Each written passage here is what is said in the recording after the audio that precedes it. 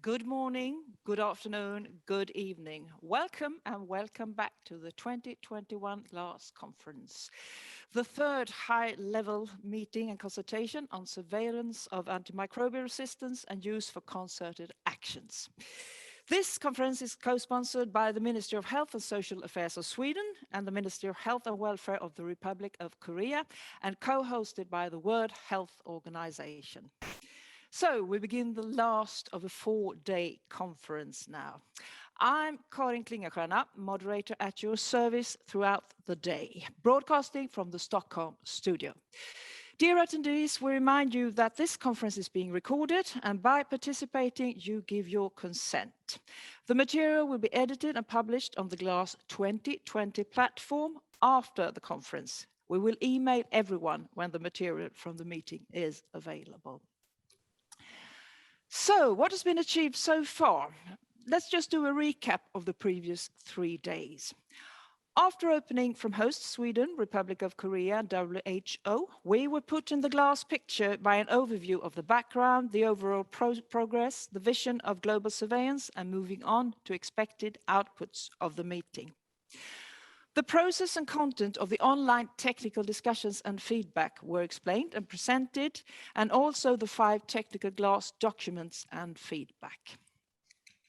This also included a Q&A session for clarification and presentations of issues requiring further discussions. Tuesday was dedicated to discussions in breakout sessions for country representatives divided into 3 work streams: policy, antimicrobial resistance surveillance, and antimicrobial consumption surveillance. Wednesday hosted a stakeholder meeting by separate invitation. So let's take a look at what lies ahead of us today. We're back into a plenary session where we soon get an introduction to from the WHO Collaborating Centers Network. Then we'll have the feedback from the 3 work streams from Tuesday, each followed by a Q&A session, and from the stakeholder meeting, also followed by a Q&A session. From this, we move on to next step for GLASS, a summary of agreed implementation, a meeting outcome statement, further strategies to be adopted, and finally closing the conference. So, dear attendees, please use the webinar chat currently during the conference to communicate with us and with each other, and also ask questions to us also during the Q&A sessions. You can write in English, Spanish, French, or Russian. English being the conference language, it does not require translation, so processing the English questions will go faster. But all questions will be answered in due course, compiled and published after the conference. Now, we'll get a presentation of the WHO AMR Surveillance and Quality Assessment Collaborating Centers Network from its coordinator, Dr. Tim Ekman.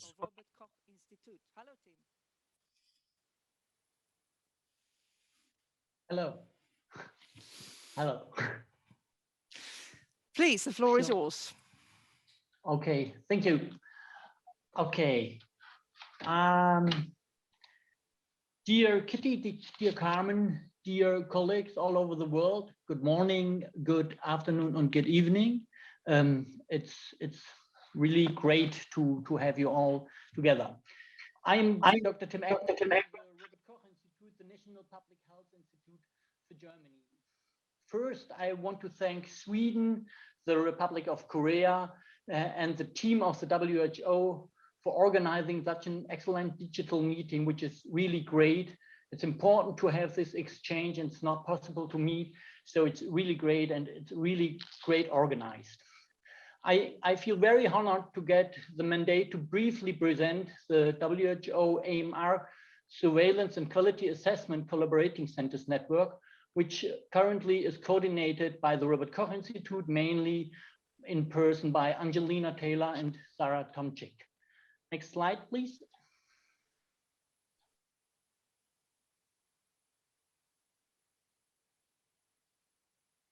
Okay, so the network is made up of 25 members called collaborating centers, which are institutions of excellence on AMR and or AMU. They are guided by the network secretariat comprised of WHO headquarters, which is Carmen's team and the network coordinators, which are us at the Robert Koch Institute currently. Together, members support the further development and implementation of GLASS through a range of activities, particularly focusing on low resource settings. Next slide, please. The members, the collaborating centers, are located in 18 countries worldwide, not yet even distributed, but there are collaborating centers in all continents, as you can see. Next slide, please. The network supports GLASS through different ways as described here, such as country capacity building activities, surveillance tool development, support for national reference laboratories, as well as assistance with epidemiological analysis, and development of special surveillance protocols like the burden of AMR protocol, which was discussed yesterday. Next slide, please. Here are some examples of the recent work of the network among many others, ranging from a global survey on the impact of COVID-19 on AMR surveillance. Many of you probably have answered the survey. Thank you for this. To technical contributions for new trainings as the WHO Academy online presentations. Many of you hopefully attended these.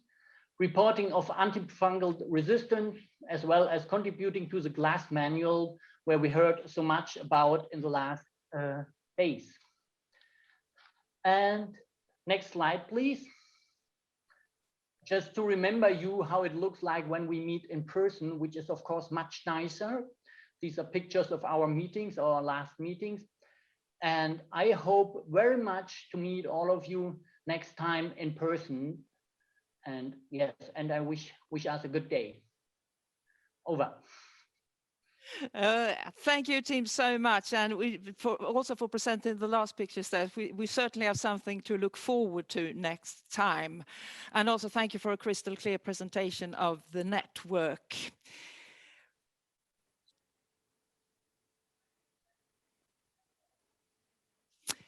So, it's time to present the achievements of the country representatives from the 3 work streams: antimicrobial consumption surveillance, antimicrobial resistance surveillance, and policy. These work streams were all managed by chairs, rapporteurs, and facilitators.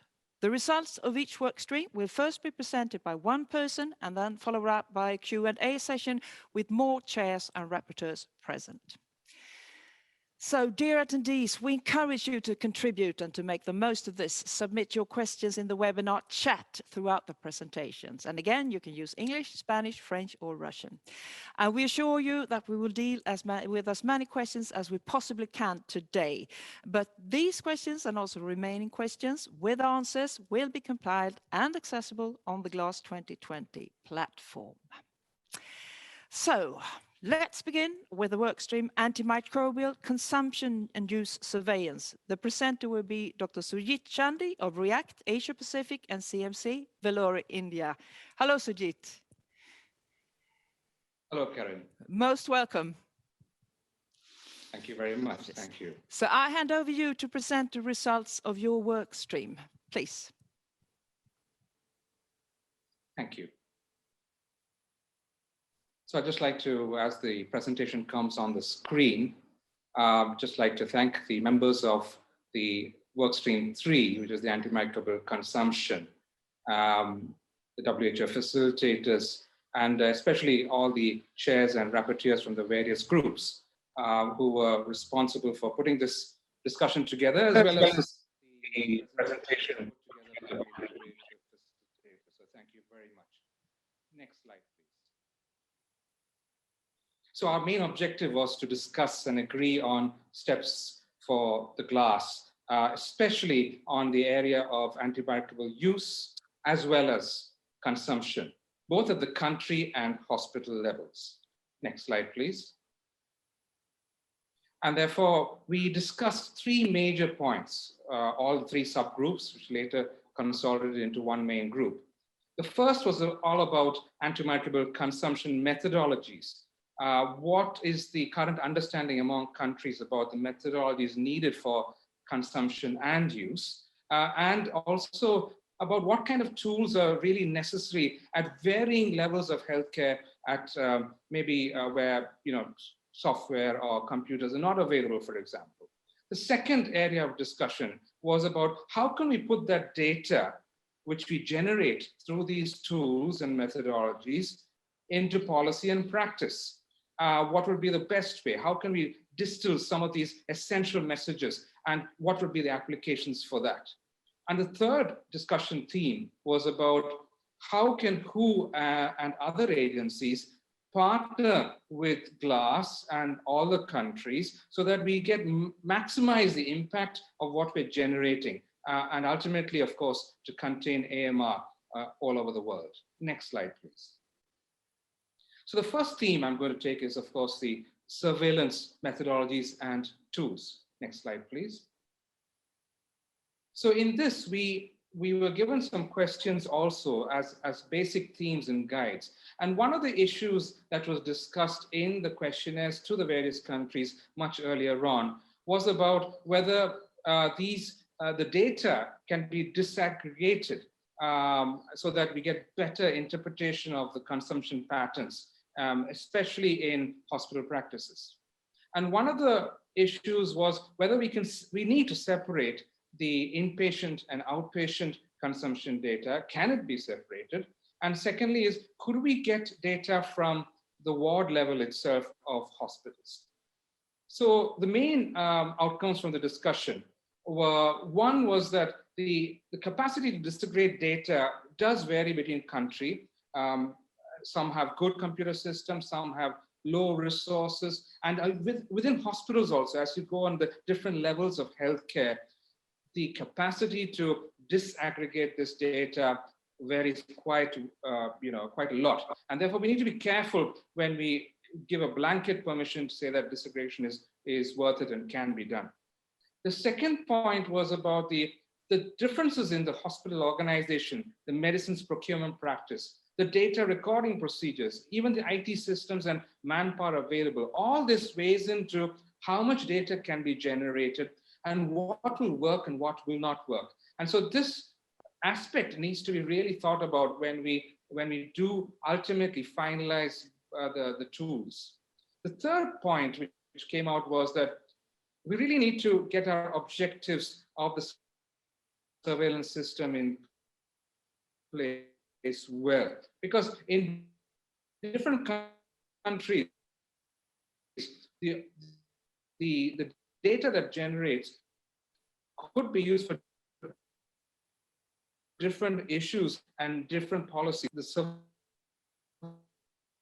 surveillance system is for GLASS and to contain AMR, and therefore we need to be sure that the tools match that objective. And last but not least, there was a comment by some of the group members that for those who are inhibited to start this, we need to be. Next slide, please. Can we move on to the next slide? Some of the main barriers. And of course, just like many other programs, some of the issues include manpower, include, it includes issues of software, it includes issues of regulation. Sometimes regulations help such programs, and sometimes out there in the market, which sometimes don't get recognized.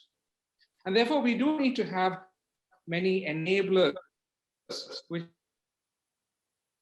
could make sure that this includes training on AMC, but minimize workload, because ultimately resources and human resources are, we need to make sure that they are trained.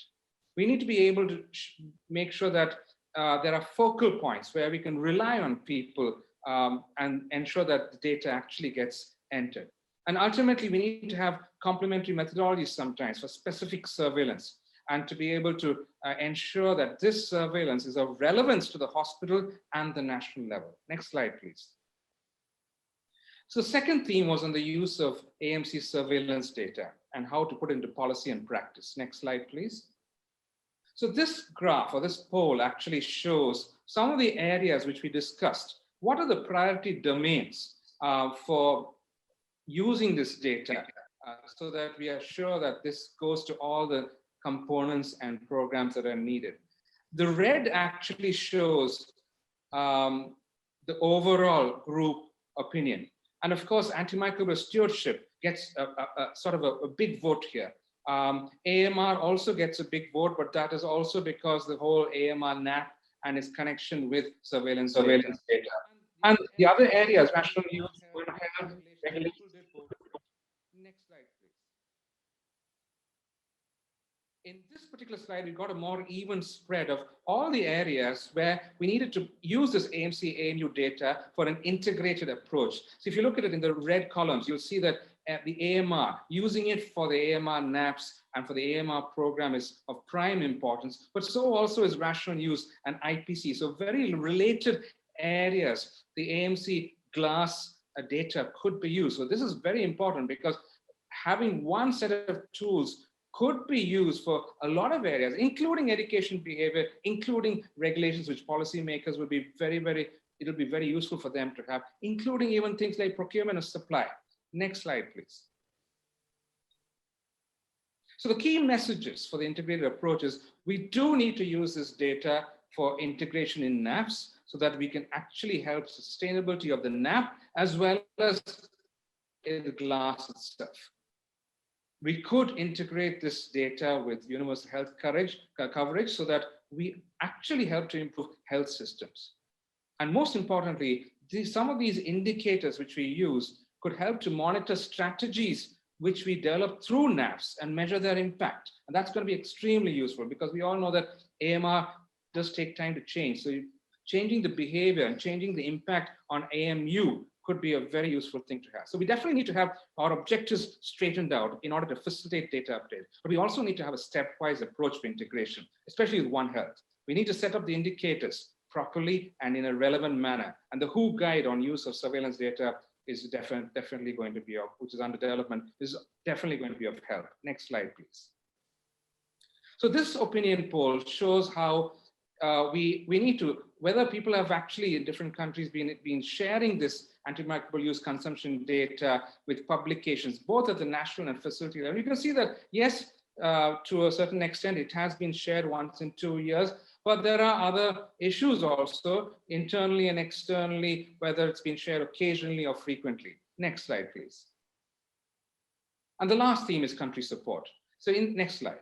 So in this, we looked at the capacity building issues, especially on ATC and defined daily doses. If you don't use this method, you probably lose both the knowledge and the application and the skill. So it's important to start somewhere, but that may require hands-on training. And for many people, people are inhibited when they see the ATC, DDD abbreviations itself. And we therefore need to make people familiar and make them understand the principles and concepts so that they don't get inhibited and they start learning. And that hands-on training would therefore be quite essential. And fortunately, that both the CC and the GLASS AMC have agreed for better collaboration to increase this capacity building. But we also need 3 approaches which have been proposed by the countries. One is try and see whether this integration of this capacity building can happen within curricula of university, primarily pharmacists, but also the other healthcare professional streams, doctors, nurses, veterinary, policymakers even.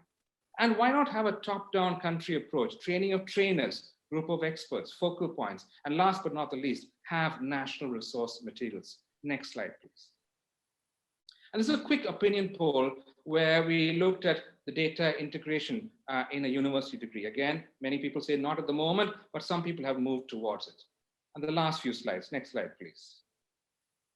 So we definitely need training on stewardship, training with existing structures, DTC, etc. And why not have a WHO certification program on surveillance use of antimicrobials? Because often in very low resource countries, people need an incentive to move forward with learning. Networks are extremely important, whether it's peer review, a pool of experts, even supranational country support. But definitely peer support is extremely important. And lastly, integrate AMC surveillance in existing disease programs. It was an idea. And a WHO costing tool was mentioned. Last slide, next slide, please. And this is an opinion poll on what is your priority area for support. Surveillance data comes there and source of technical support. And the last slide, I think, is the conclusion slide. Yes. So in a nutshell, we as a group discussed that surveillance methodologies must have clarity so that we can optimally implement them and use it for reliable and comparable data. We discussed that there has to be surveillance which is with good IT hardware, but flexible enough because different contexts are different. And we need to make it user-friendly so that people actually use it. Thirdly, healthcare professionals should have adequate opportunities for training, both for surveillance methodology on use and consumption. And surveillance systems should have analytical measures, which means that the outputs that we get can be translated and be relevant to practice and policy. And finally, it should be actionable. The integration with other components of AMR NAP would be crucial in order to have sustainability. And last but not the least, we need to understand the importance of data for surveillance is key. So many countries were suggesting we should start small, move forward at our own pace so that we become confident and competent. This will ensure both continuity and sustainability of AMC-AMU of GLASS. And the last thank you slide. I'd like to thank all the participants, a lot of them actually from various countries, and they put in so much effort into this and put in so many points. So my thank you for this opportunity to present on behalf of this group. Thank you very much. And thank you very much, Sujit, for giving us this impressive presentation. It's admirable to see how much you can get from only a few hours of workshop and during the circumstances that we all live under now, the digital format. So we have questions coming in from the audience. I would like to see what chairs and rapporteurs we have online from this work stream. Let's see. Norio. Hi. Hi. Morning. Morning. And who else can that be? Is that Carolee? Greetings, it's a pleasure to be here. Hi.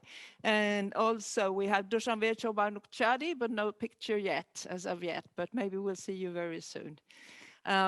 So Sujit, I'm thinking I'm going to direct the questions to you, and then you can decide if no one puts up their hand, or if someone puts up their hand, you can dedicate the question to the person that wants to and that you think fit to answer. Firstly, I'd like to have a clarification. You use the abbreviation ATC/DDD, Sujit. What does that stand for? We are different disciplines, so maybe we should explain. Apologies. No problem. That stands for anatomical, therapeutic, and chemical classification, which is used by the WHO and the collaborating centers so that people understand which groups of drugs they come under. So the anatomical, for example, is based on the body systems, therapeutic based on the indication, and the chemical based on the chemistry of it. So that allows people to have a uniform manner, which then becomes easy to generate the data as well as to analyze the data. The defined daily dose is very simply put, because it can be complicated, is basically how much of a medicine do you use in a day in a standard way, in a maintenance dose. Okay. So for example, a common antibiotic is amoxicillin, which is used 3 times a day, 500 milligrams, and therefore we convert it to 1.5 grams is the defined daily dose. And we use that measure so that we can then analyze how much of consumption there is over a period of time. And that will, using the denominators, we are able to compare between regions, between hospitals, and between places, so that we get an equitable measure, whether that is a small place or a large place. Thank you. Yeah, thank you very much. Obviously of great value if implemented. Right, let's see. The first question goes like this. What are the issues of feasibility regarding AMC-AMU data generation that need to be addressed, especially in low-resource countries, so that the GLASS program continues to improve and remains sustainable? So the issues of feasibility regarding AMC-AMU data generation, especially low-resource countries. Let's see if, is there anyone who would like to? Yeah, I think I can take that while others are thinking. I think the main issue here is that different countries are at different levels. And it is difficult to catch up when somebody is at a different level. So if we need to ensure that people start and people continue, I think the main issues are at this point having adequate resources in two ways. One is the information technology software, which should not be too inhibited. People should not find it too difficult to even start. They should be able to learn it.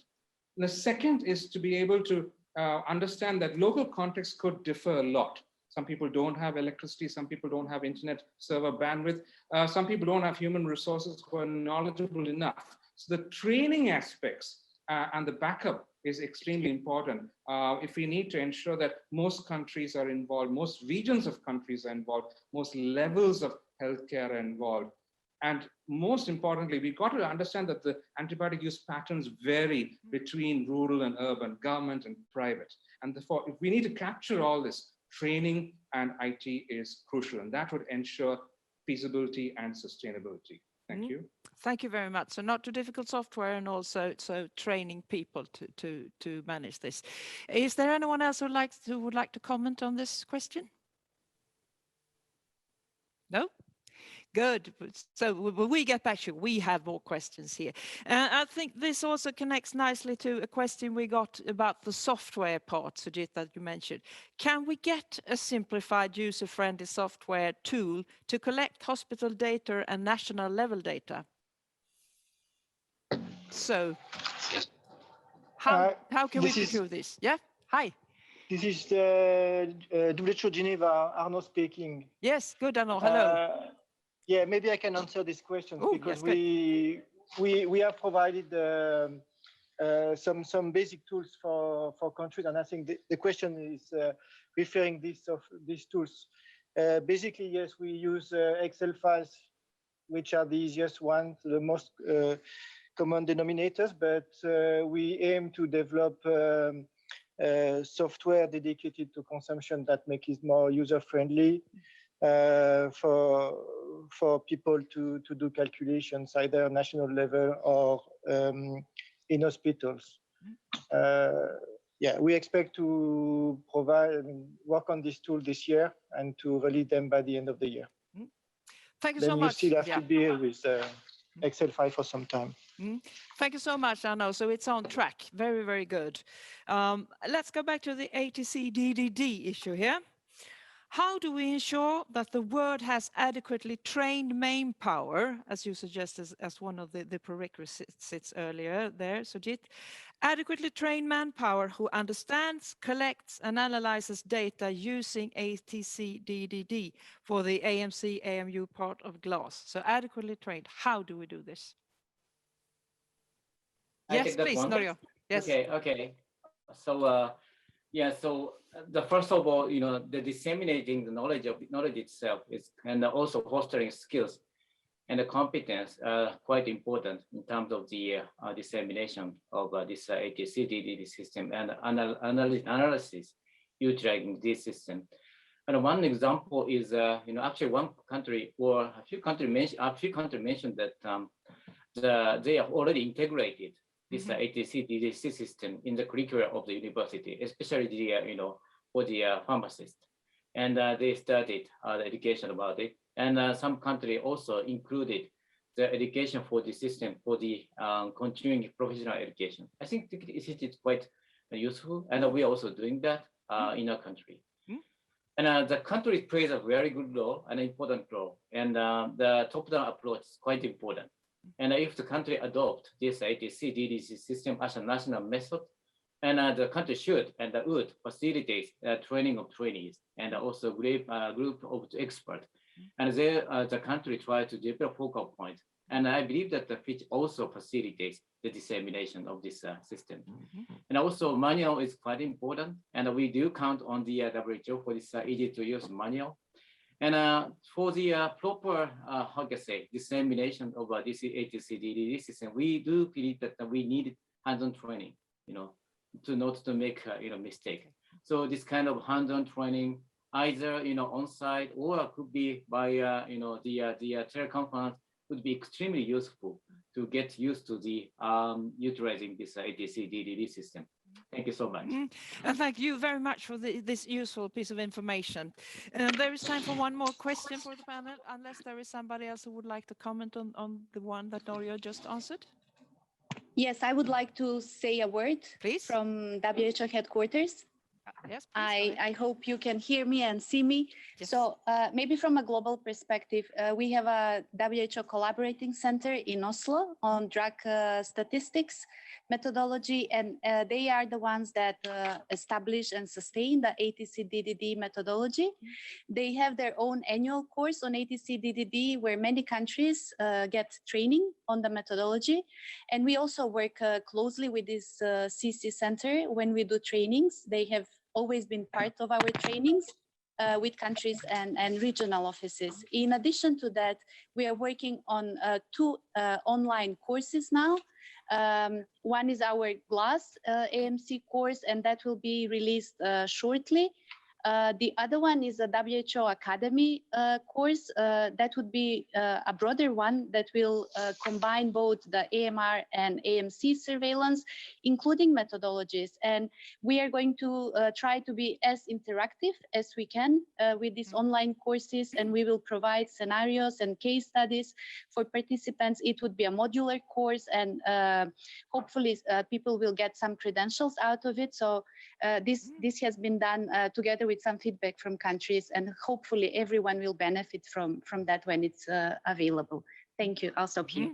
Thank you so much, WHO. And I'm thinking that all these useful information and tips that we get will be included in the documentation after the conference. So you will all have it nicely written down, dear attendees. One last question. I'm afraid it requires quite a short answer because time is running out, but here's one. What are effective strategies for integrating data collection for AMU, AMC into existing AMR-related programs in a way that mutually enhances both or all of the linked programs? Synergy, so to speak. Who would like to say? Yes, please, Carolee. Thank you very much. Integration of data across consumption, use, and resistance is greatly facilitated by having a centralized location for data collection, analysis, and reporting. However, if that is not possible, then having a mechanism, at least by which people who are working in those different data streams can come together and share their key findings is also quite essential, because for the most part, these people will be working, and they will be different people working in those streams. And finally, one last point, it's essential to have a clear understanding of the strengths and limitations of each of the data in the different data streams, so that when it comes to integration, there's an appropriate and proper interpretation of the integrated data. Thank you. Thank you so much, Carolee, and thank you all of you from this work stream for an excellent achievement in your work streams and for sharing your wisdom and your conclusions with us. Thank you so much. Bye-bye. A much appreciated part of our program has been visual postcards from countries relating their experience and expectations of GLASS. Here are two more. First, from Eastern Europe, Georgia and Lila.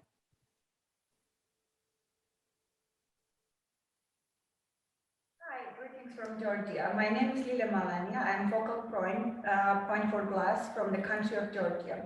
Today I would like to tell you about our successful story enrolling with GLASS. Actually, Georgia was the very first country who enrolled in 2016 to GLASS at the early implementation phase, and since then we are making quite successful steps.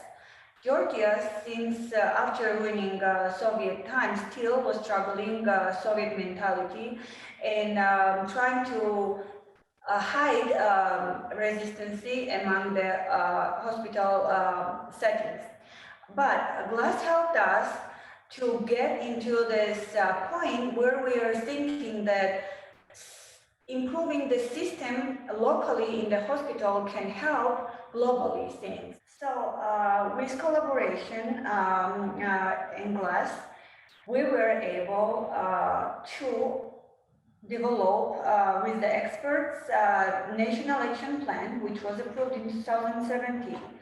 This plan is under One Health, and this is another successful story to work together different sectors like human, animal, and environment. Also, from the Ministry of Health of Georgia was nominated Lugar Center, our center, as a reference lab who is monitoring in the country rest of the Sentinel sites on data collection and also checking the quality of the data. And together, we all are sharing since 2017 data to GLASS.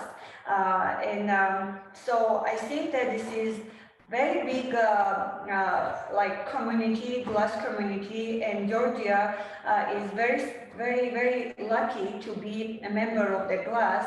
And thank you so much for this opportunity. And for future, we're looking forward again with collaboration with GLASS towards strengthening antimicrobial stewardship, which is so far we have partially in certain settings, but it's not the national kind of program which we would be proud of. So thank you again for giving us opportunity to be member of GLASS, and we are hoping on a future successful collaboration with you. Thank you, Georgia and Lila. Here we have a greeting from the Middle East, from Jordan and Rola. Hello, this is Dr. Rola Ghanem, the National Reference Laboratory for AMR Head and the GLASS Focal Point for Jordan. I am delegated to share with you today the lessons learned and our pivotal experience with GLASS. The world is facing the silent pandemic AMR, which is heavily known to impact all income country settings and the effective treatment of many bacterial infections. Jordan is no exception to the wicked AMR crisis.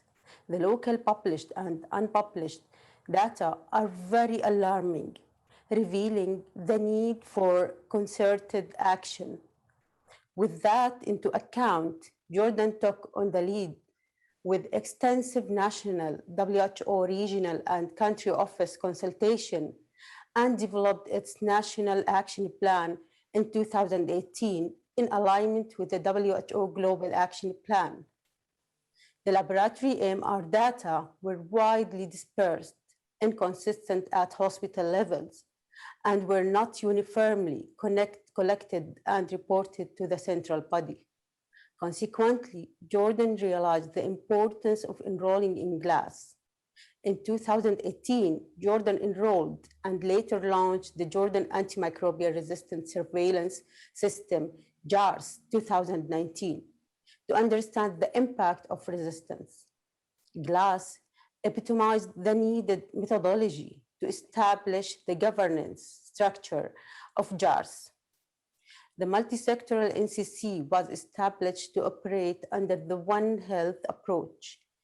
The Central Public Health Laboratory, CPHL in Amman, was assigned as the National Reference Lab to standardize and support the surveillance sites to report quality assured AMR data. JARS began with 8 AMR surveillance sites in 2018. Such a start allowed us to build a sustainable standardized system and develop our first AMR report.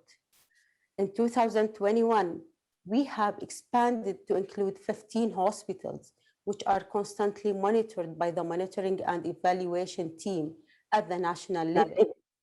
We were fortunate to be selected from the 22 member states in the Eastern Mediterranean region to be supported by the COICA. COICA supported many capacity building activities, such as laboratory equipment purchase, training programs on the national EQA scheme, HUNET, standardization of methods for the National Reference Lab and the sites. COICA allowed Jordan to be at the vanguard in the region in implementing many AMR surveillance projects. For instance, the proof of principle project for diagnostic stewardship, which targeted wards of 3 hospitals.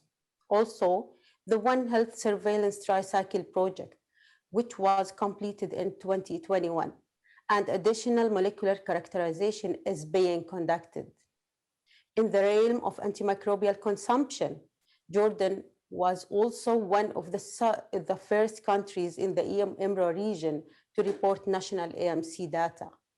With that being said, I encourage all other countries to take the optimum advantage of being a GLASS member and join the international forces to combat AMR. Thank you, Jordan and Rula.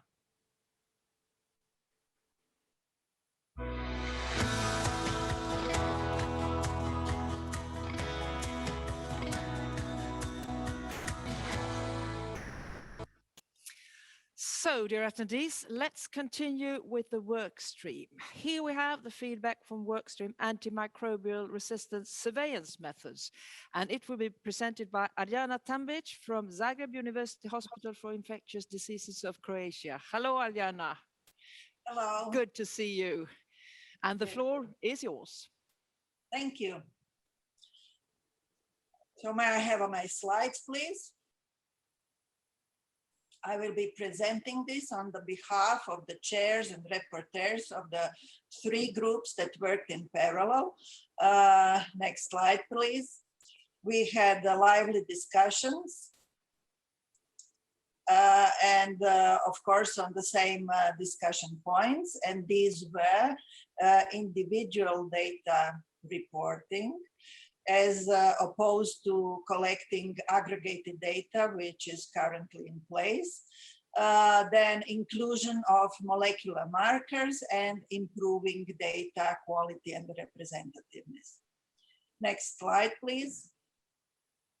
For individual data reporting, 2 major challenges came up, and depending on the group, in one group, the lack of IT resources was in the first place, and followed by confidentiality issues. In another group, it was the other way around, but overall, these were the 2 major challenges.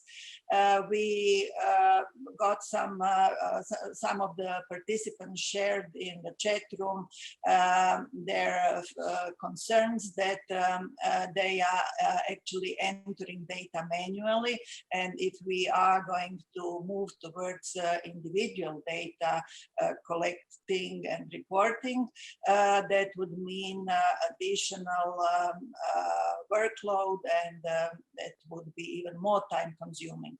But even for the countries that have laboratory information systems in almost all laboratories, linking local laboratory system to the WHO IT platform might also be a challenge. And also there are some countries that are already submitting this data to another international network. So from their point of view, this would be a duplication of the workload, and to avoid this, automated data extraction would be the preferred solution. So automated link between the different networks. And confidentiality issue, of course, could be addressed with proper encryption, but even so, it is really much more difficult to obtain permission from each participating hospital for this kind of data than it is for aggregated data. So overall concern was that with this approach, there may be too much focus on advanced countries, and the countries with, let's say, less developed IT infrastructure might be left behind. Next slide, please. So what is expected from WHO in terms of strengthening IT infrastructure? It is expected that WHO could provide WHONet training and help to implement the use of WHONet as a laboratory information system, or to help develop local laboratory information systems that have a good backlink to PUNET. And of course, it is expected that GLASS IT platform will be able to accommodate different data formats to fit different international networks. And for confidentiality issue, it would be highly appreciated from WHO to provide legal advice on how to do it in the easiest way. Of course, it is clear that data reported at the GLASS level are anonymized, but there are still problems with at the lower level, at the countries level. So not everywhere is this dealt with easily. So national leads would appreciate very much if they would receive support for these legal and administrative issues from WHO. Next slide, please. And the roadmap should include giving better visibility to countries that are already submitting such data and demonstrating the benefits of analyzing such data on one side, and on the other side,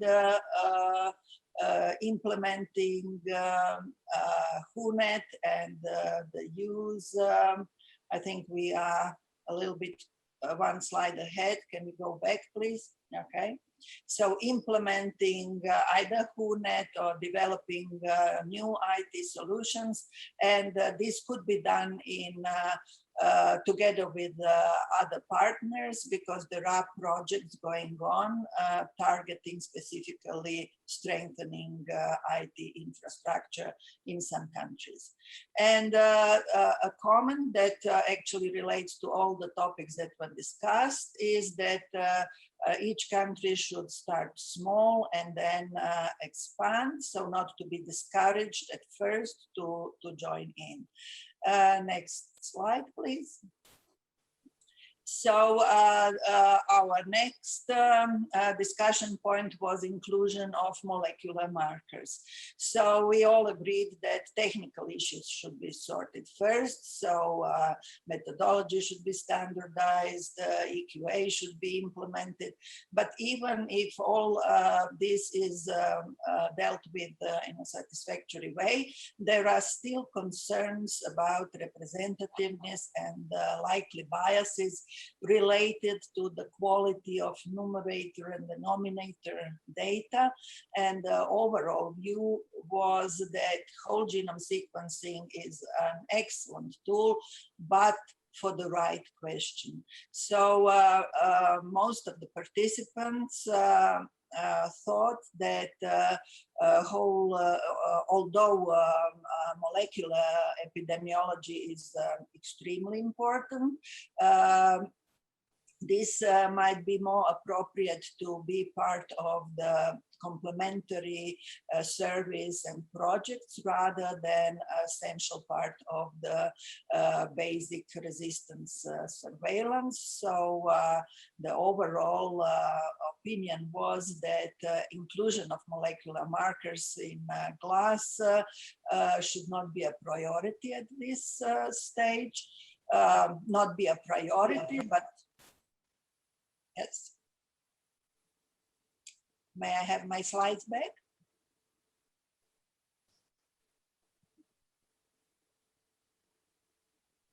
So while focusing on molecular markers should not be a priority of GLASS, but nevertheless, of course, GLASS should encourage countries to develop their surveillance networks in that direction.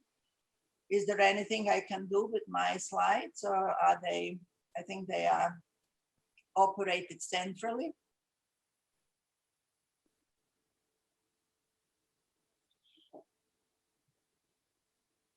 So,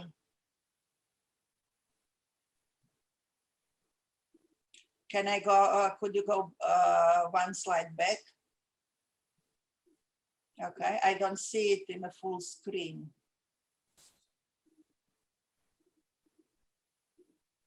Not sure about the others. Anyway, so while this marker should not be a priority, nevertheless, the WHO is expected to support the implementation of including molecular markers through technical guidance on standardized methods, reliable laboratory supplies, and actually WHO catalog is in preparation already.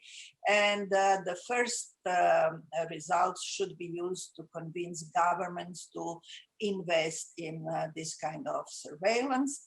And again, it should be implemented in a stepwise manner, so not each country can provide data on everything that would be of interest. So we should select markers of high priority. And can I have a next slide, please? And based on the poll results, the marker with the highest priority was chosen to be production of carbapenemases. That was a general opinion that this is a #1 priority. And nice information is that almost half of the participants declared that their countries are prepared and would be able to provide some molecular markers data in the next stage of GLASS implementation. Next slide, please. The third topic we discussed is maybe also the most difficult task, and this is improving data quality and representativeness. And of course, we all would hope to strengthen and improve all the components that contribute to the good quality data. I remember very well the pyramid that Carmen presented the first day. So what we see, the data we see are actually the tip of an iceberg, or actually the top of a pyramid, and but there are many components below that influence this data, from general organization of the healthcare system through some sampling habits, laboratory capacity, and so on. So ideally, we would like to see all these components to be improved, and this could be supported by GLASS through training and technical support, supporting EQA, and again, defining the minimal requirements, the core drug-bug combinations, where all these components could be trained, and IT support sorted out, and administrative problems sorted out.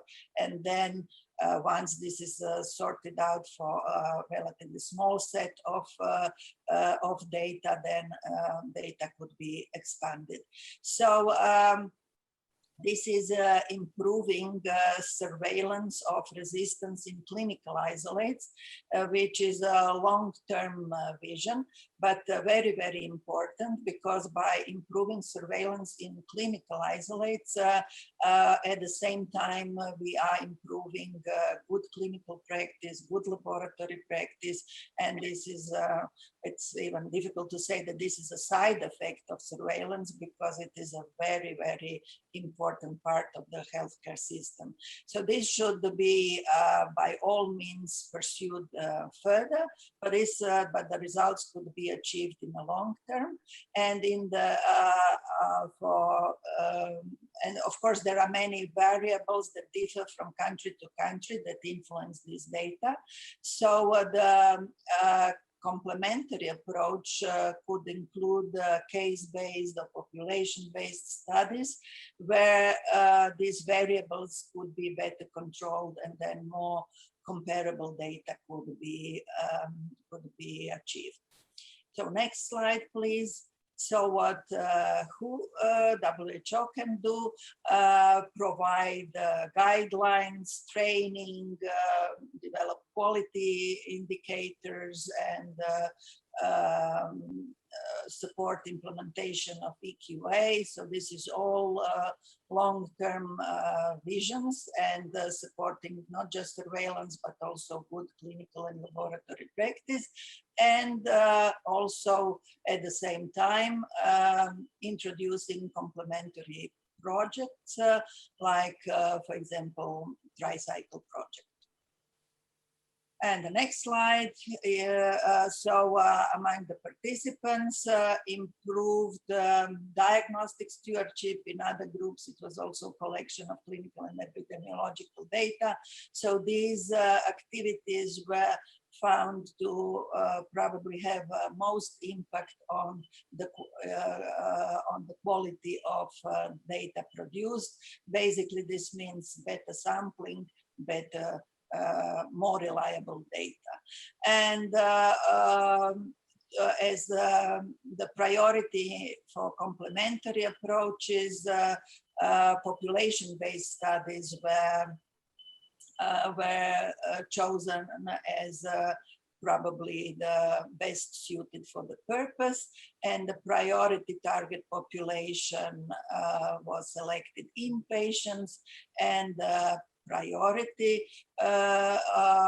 should be given to bloodstream infections. Next slide, please. And this is thank you on the behalf of our 3 groups who discussed these points. Thank you. Thank you so much, Jana. Yes, you mentioned lively discussions also, as it seems very fruitful. Thank you so much for sharing this with us. And let's see, Jana, if we have some of your fellow chairs and rapporteurs online with us here. We do. I can see Danielle is there. And is that Jamila? Yes, welcome. And also the WHO online. So we have some questions in store for you. The first one is well, it touches the issue or the subject of what's in it for us, or if you will, the greater good.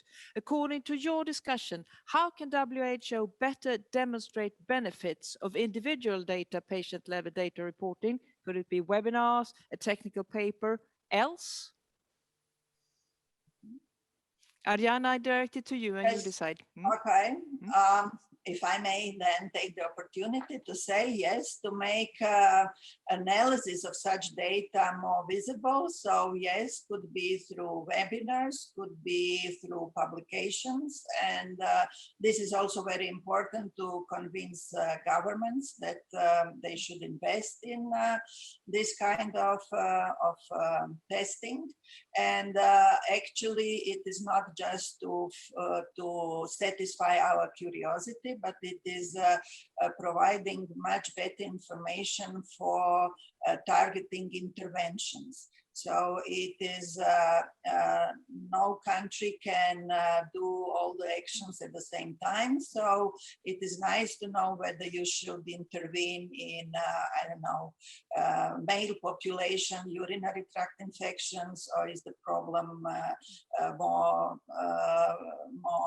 prone in pediatric population with this or that agent. And this could differ from country to country.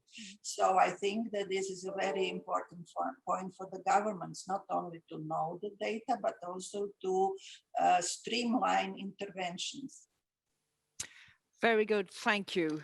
You also mentioned that including molecular markers was not decided as a priority, but complementary. Still, there is a question here from the audience.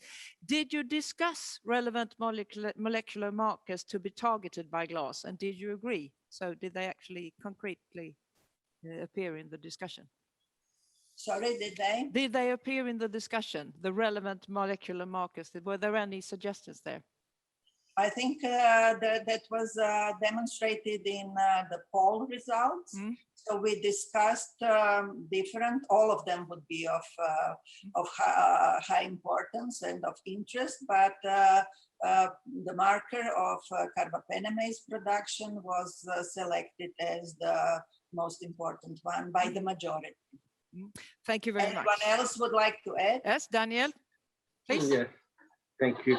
Yes, I also would like to add that, in fact, carbapenemases were the most frequently selected marker, but the ESBL and penicillin-resistant staphylococci that are the Sustainable Development Goals markers were also highly valued. They were also highly ranked with all three groups. So they seem to be recognized as an important issue on top, as well as the carbapenemases. Thank you very much. There is another question here for you. According to your discussions, how can WHO support the improvement on data representativeness? Yes. Anyone would like to join in? Yes, you're so welcome. You have to raise your hand so we can see you in that case. Okay. How can WHO support the improvement on data representativeness? By promoting the surveillance system and including more and more sites. That is one way to go. But even if we want to go even deeper, it would be actually in strengthening the whole healthcare system. During the discussion, an interesting point came out that in some countries, actually patients are paying for their diagnostic tests. So obviously that will influence the sampling habit a lot. And so this, as I said in my presentation, this is one of the most difficult tasks to improve actually the quality of data that we get. Yes, we understand that and this a lot is a would hurdle. be said about it, but yeah. Yes, anyone else would like to comment? Yes, please, Jamila. Yeah, thank you so much. I think it just adds to what my colleague just mentioned. I think that will go back to each country, and then at probably regional and level is to do a kind of current situation analysis, and they have to know what they probably are willing or they like to see from this data. At the same time, it has to be a proper methodology within the health system of the country, because we discuss also what will happen. Do we want to have more of inpatient samples, secondary or tertiary care sample, or more of outpatient samples that are there? Or even to say, it depends on the health system in each country, whether it's mainly a governmental hospital or it's a private sector, and how you probably can control even how the private sector can contribute to this at national level.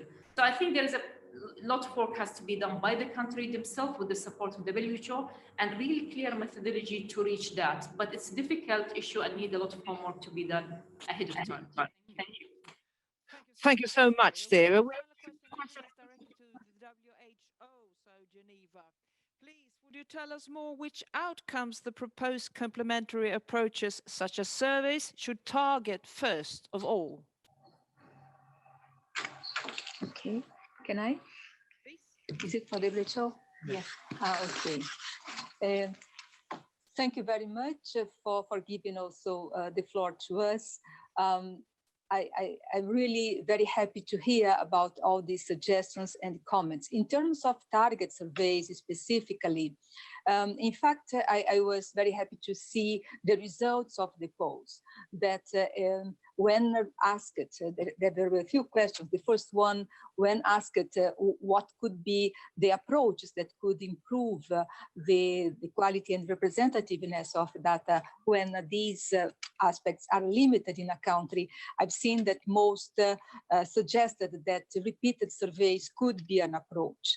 And as I said in my speech on the first day, Indeed, in this next phase, you are absolutely right, Ariana. We do need to continue the support for the long-term enhancement of the entire chain of surveillance, including the proper diagnostic practices and the lab tests and the data analysis and so on.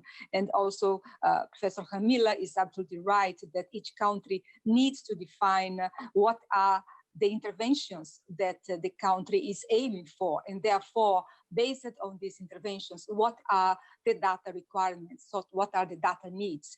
So I think that none of this is contradictory. I think there is the long-term goals, but there are also the data needs that countries need to have well-informed policies.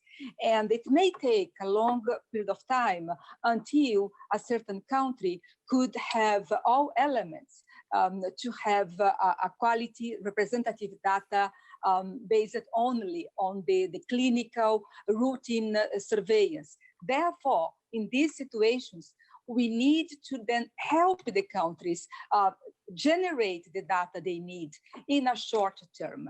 And that's why in the next phase of GLASS, we'll then use a two-pronged approach. We will continue the strengthening of the systems that could generate in the long term, let's say, quality representative data based on clinical samples, but we will also help countries with surveys, well-designed, targeted surveys that could generate data at a short period of time and then better inform their policies that they need to do now.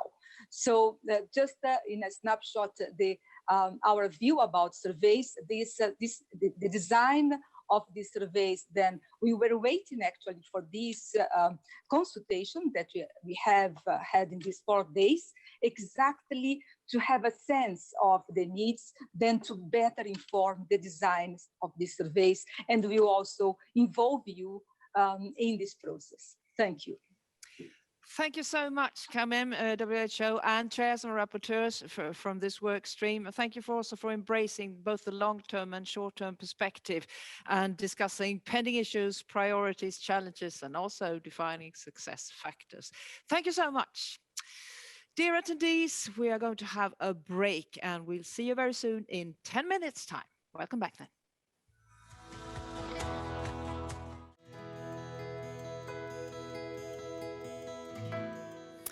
Hello and welcome back. Here's the Stockholm studio. We hope you had a good break.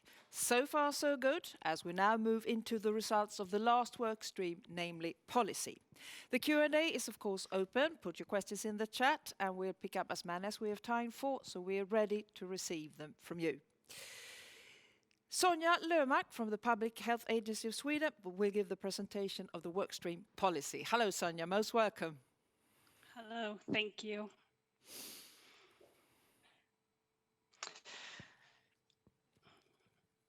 So I'm most happy to present from our work stream. And I just want to say thank you and congratulations on a very successful meeting so far. So if you want to show my slides. Thank you. So for the work stream 1, we had a very fruitful and lively engaging discussions on policymakers. So the next slide. The discussion points cover the use of surveillance data for policy making, approaches to assess AMR burden of disease, and approaches to monitor development and implementation of surveillance systems. Next slide. So I'll jump straight to the results. So the first discussion was on what kind of data do we need? And we need, of course, data from all levels, from local to national to regional to global. And this is to inform benchmarking, guide improvements, and other policy decisions at various levels. So this was a big part of the discussion. Another part that was especially mentioned in one group was the capacity for communication, that it has to be strengthened and how to convey timely key messages to really have an impact. Next slide.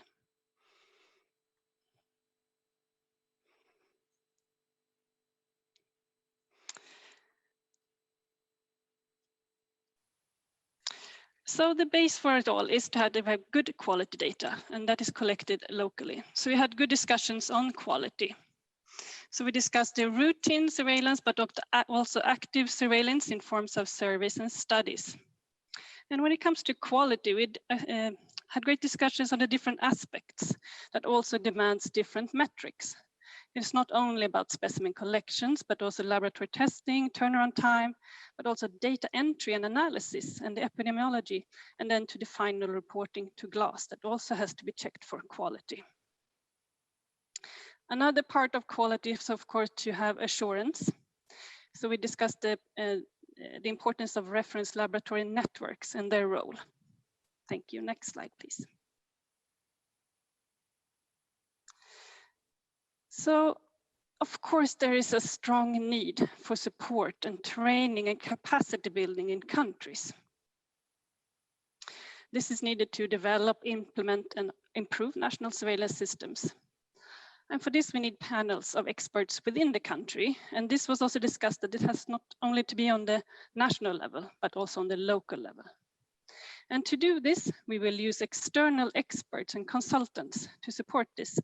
And when having this discussion, it was mentioned the WHO Collaborating Center Network that was earlier introduced by Tim Ekman. And of course, we should all take use of this network and the expertise. We also heard before on the WHO Academy course curriculum that specifically focus on surveillance. So we're looking forward to the development of the WHO Academy course.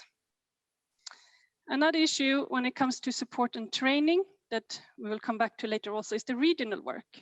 And within the region, it can be emphasized that the countries share similar epidemiology and experiences. So it's great that we can all take advantage of this within the region. Next slide, please. When it comes to use of surveillance data, we also discussed stakeholders. So what stakeholders should be involved and addressed? And we need to look at stakeholders in a broader way, we all agreed. It's not only the Ministry of Health, but we also need to engage private sectors, other ministries, including finance. And we also discussed how we can improve the national One Health AMR coordination structure within countries and what is needed to guide this. Other stakeholders include clinical societies, industry, scientific group, media groups, but also local stakeholders to really implement and enforce the activities. Next slide, please. And again, looking at the feedback of data.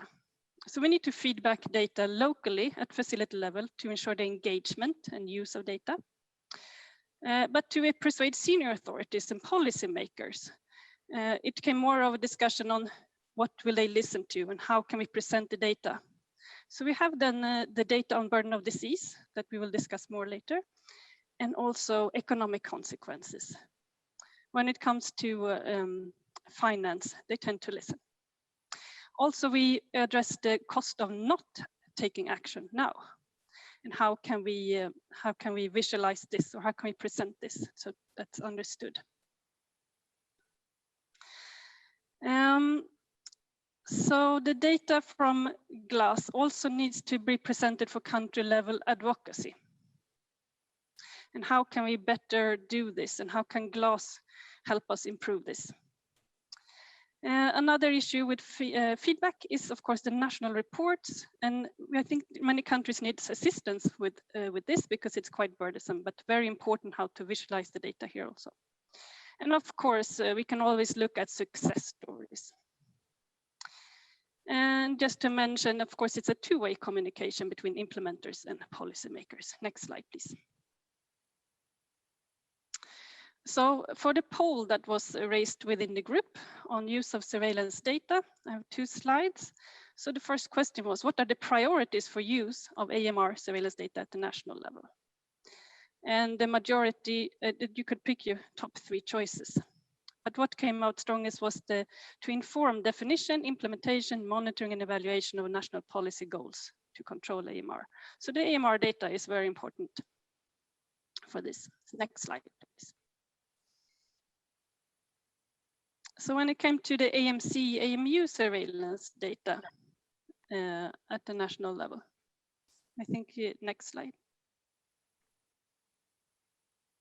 Thank you. There were more of a split picture here, but that what came out was to inform rational antibiotic use policies. Next slide. Thank you. So moving to the results of the second discussion point, approaches to assess AMR burden of disease. There was a consensus within the groups on the use and utility of the protocol that has been shared and presented. But there are different challenges to be addressed. One is the ethical aspects related to medical prescription, professional secrecy, and confidentiality. There's also here again a need for laboratory capacity building in many countries to accurately estimate the AMR burden of disease. Another issue that was brought up is routine surveillance might be difficult here, but surveys are generally easier to implement. The SDG indicators that has been proposed were accepted, but it's also good that the protocol is more of a generic that can be adapted by countries for their prioritized pathogens and should be used so. The bloodstream infections are good targets, and also we mentioned the hospital-acquired infection as possible targets. Next slide. I think here and also in other aspects, it's always good to learn and look at ongoing initiatives. So here are some initiatives we discussed on the early implementation of GLASS attributed mortality supported by WHO. And what's mentioned in PAHO, I think in all groups it would mention the pilot protocol that has not yet started but ongoing, but also initiatives from Southeast Asia and Africa. Next slide, please. So there was also a poll on the AMR burden. Next slide, please. And here we can see that there are difficulties, also as it is quite a new method introduced. But are you collecting information on attributable mortality due to AMR? The majority said no or don't know. So we will follow this work and see how it can be improved. Next slide, please. So the question was, would you agree that the GLASS should focus on the SDG indicator to assess AMR burden of disease? Yes, or yes, but should add at least another indicator was the main responses. Next slide, please. So we go into the third discussion area, which covered approaches to monitor the development and implementation of the national surveillance systems. And these discussions were then around the progressive surveillance pathway tool that was introduced earlier. And all the groups enjoyed, or how to say, accept the pathway as a tool for countries to guide the use of data, but also to guide the understanding of the data produced. It was emphasized that there is a need for governance structure and leadership for the implementation. And as the tool is meant to be used, it also emphasized that it should be the assessment and monitoring should cover critical aspects of governance, epidemiology, and diagnostic capacity. This tool also helps WHO in understanding the quality of the data reported and therefore a better visualization in GLASS. So the tool is useful both in the national for countries, but also on a global level. FAO has a similar framework that we can also learn a bit from. And there also the importance to provide close guidance to stakeholders and to have the involvement of the stakeholders. Next slide, please.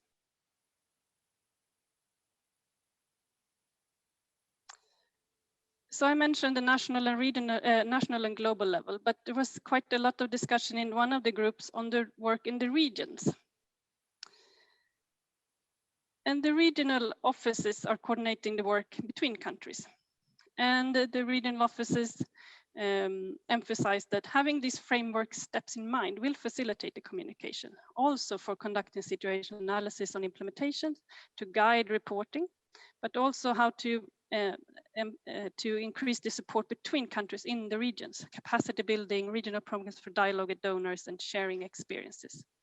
And there was a request to the WHO regional offices to follow up with regional workshops and regular annual meetings on surveillance. Next slide, please. There were some considerations for the implementation of this tool. Data verification through whole genome sequencing can be a progress parameter, depending on country priorities and existing capacity. Hospital-acquired infection monitoring could be integrated into the surveillance. Assessment should include all programmatic components for surveillance, laboratory diagnostic, and antibiotic stewardship, etc. It was also mentioned that a roster of expert or consultants should support countries. A lot of discussion was on how to move about with this. There needs to be more guidance on how to conduct this kind of assessment. Next slide, please. There was also a poll on the progressive AMR pathway. Next slide, please. So the first question is, do you use indicators to monitor the quality of the national surveillance system? The majority said yes. Next slide, please. And to end my presentation here, the question was, would you agree to share information with GLASS on the stage of development according to a progressive surveillance pathway framework? And nobody actually said no. So this is on a positive note. So we're looking forward to working with this framework and tool. Let me just end with the last slide. So next slide, please. With an important quote from one of the members of the groups. Success of AMR control depends on good leadership and good policy making at all levels. Thank you so much.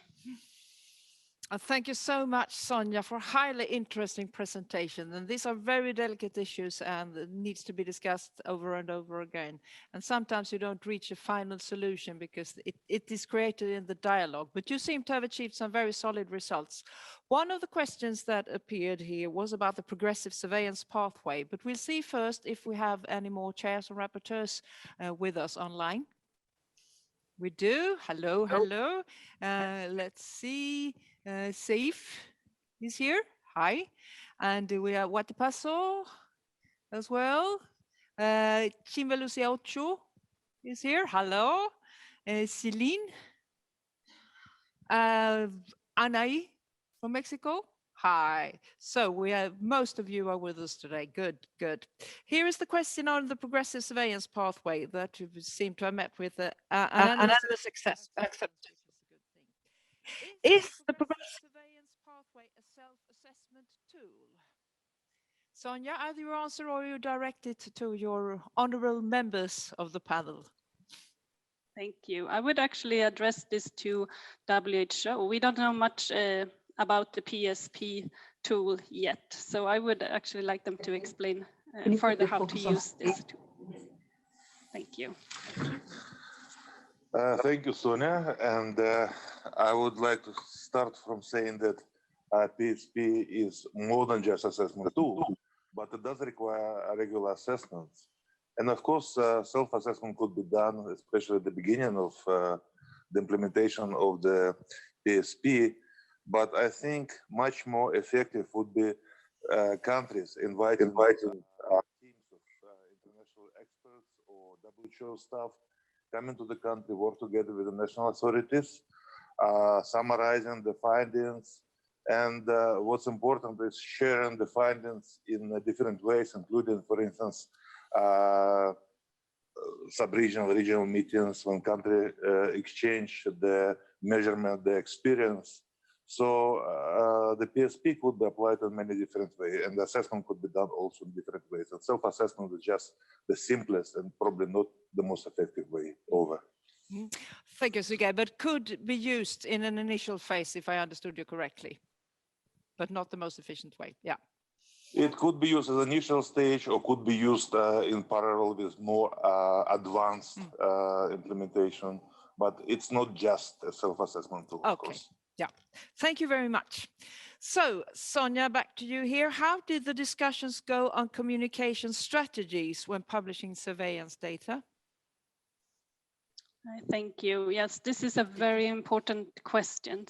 And we really do need to understand which stakeholders and who to communicate to and what messages. So it depends. We need to have a strategy for all the different stakeholders. And I know this was discussed a lot in one of the groups. So I'm actually going to see if Anai wants to further elaborate on this. Please. Yes, thank you very much, Sonia, for the excellent presentation. This was an issue really very much discussed in our group.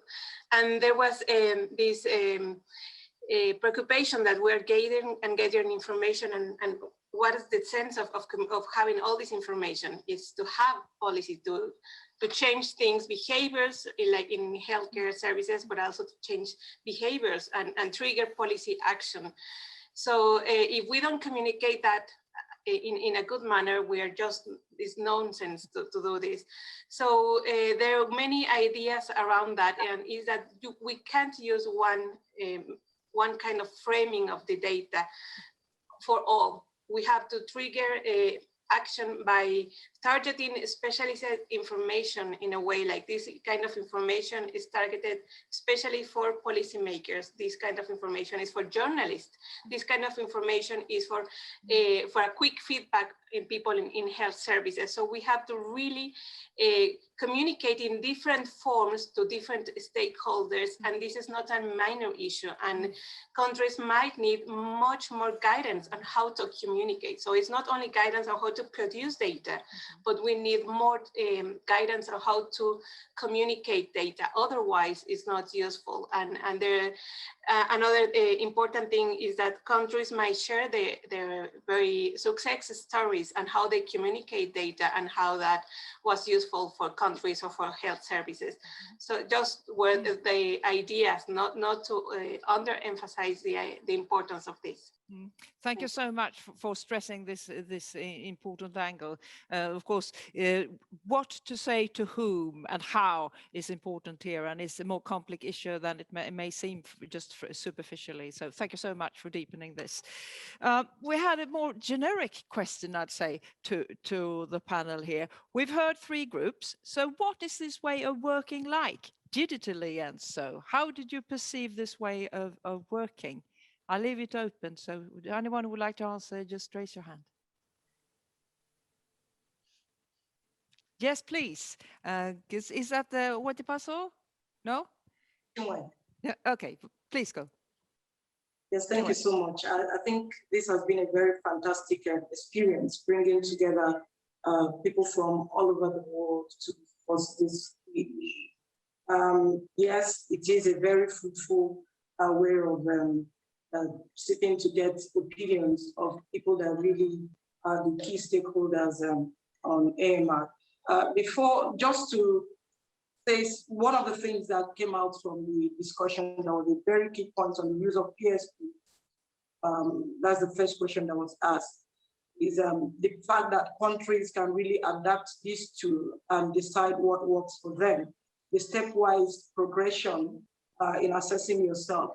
The country can decide what is the baseline for them and what would be the next step in their progression. So it's a tool that can be used by countries to assess themselves. Look at yourself and say, where are we based on your capacity and what you have been doing on AMR, and where do you want to find yourself in the next 1, 2, 3 years?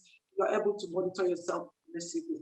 And another key thing that came out also is the importance of stakeholder engagement at every level of policy making, and also in the implementation of these policies. So it's been a very rich discussion that we've had, and I think this virtual meeting has made it possible for more people to participate and for more voices to be heard. Thank you. Thank you, Chinwe. And as you say, you need to keep the discussion open in a way. So you are also very targeted on what to achieve, but it's good that the discussion can be free and open and sharing of experience peer-to-peer like this. Thank you so much. I'd like to go to the Geneva studio and WHO. We have reached the end of our 3 workstream presentations. Is there any comment or reflections that you would like to add to the discussion?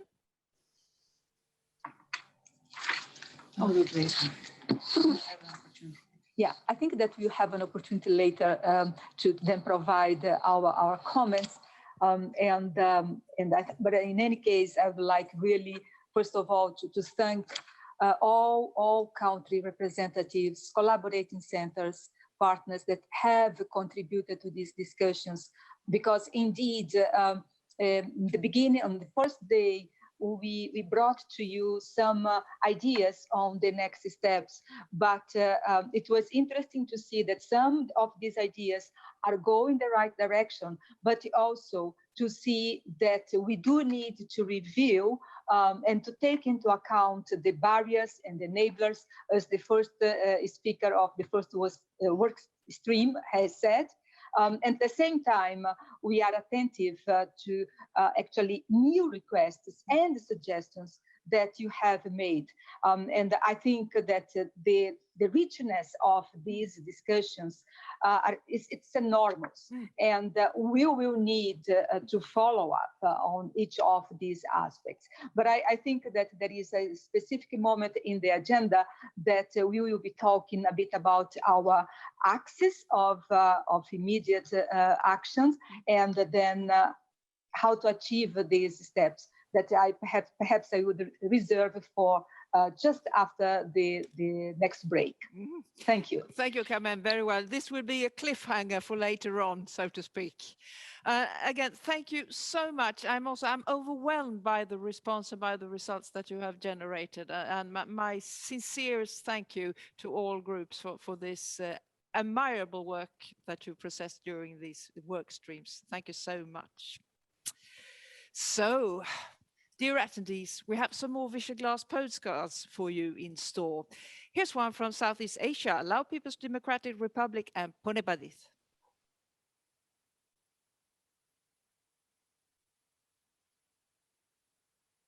Good afternoon, ladies and gentlemen. We are the delegation from Lao PDR as members of the GLASS system since 2018. I would like to share our experience in joining GLASS in Lao PDR. Before joining the GLASS, Lao PDR didn't have the national AMR surveillance system. We were very concerned about the antimicrobial resistance situation in Laos because we did not have adequate data to provide evidence for AMR control. When we heard about GLASS providing guidance and technical support to develop the national system, therefore, we decided to register to be the members of GLASS by assigning the Department of Communicable Disease Control as a focal point and the National Center for Laboratory and Epidemiology as a national reference laboratory. Lao PDR has followed the guidance from GLASS and developed the National AMR Surveillance Strategy and SOP.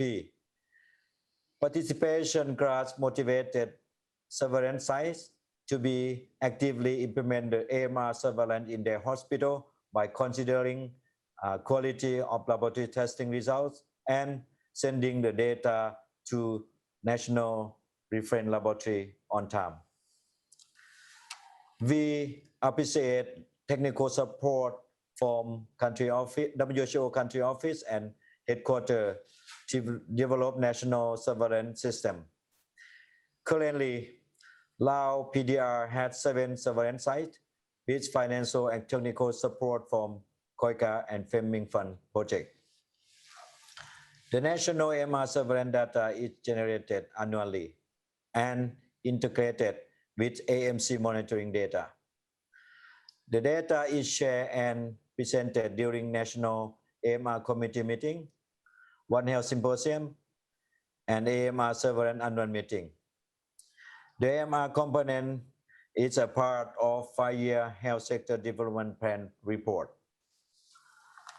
Participation in GLASS positively impact the national AMR system. Therefore, I would like to encourage other countries to join this system to better understanding of AMR trend, emerging of AMR in different regions and different settings for better prevention and response to AMR events.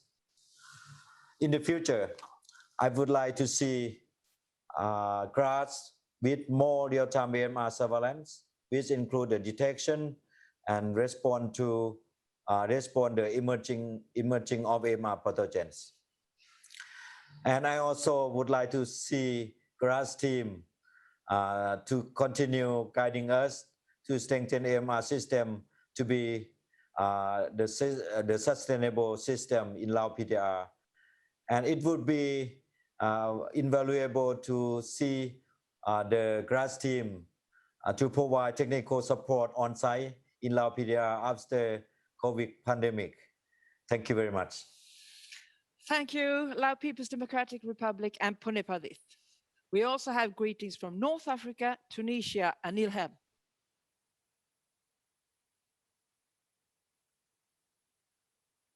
Hi, everybody. I am Dr. Ilham Boutiba, the Tunisian GLASS Focal Point and the National Reference Laboratory Director.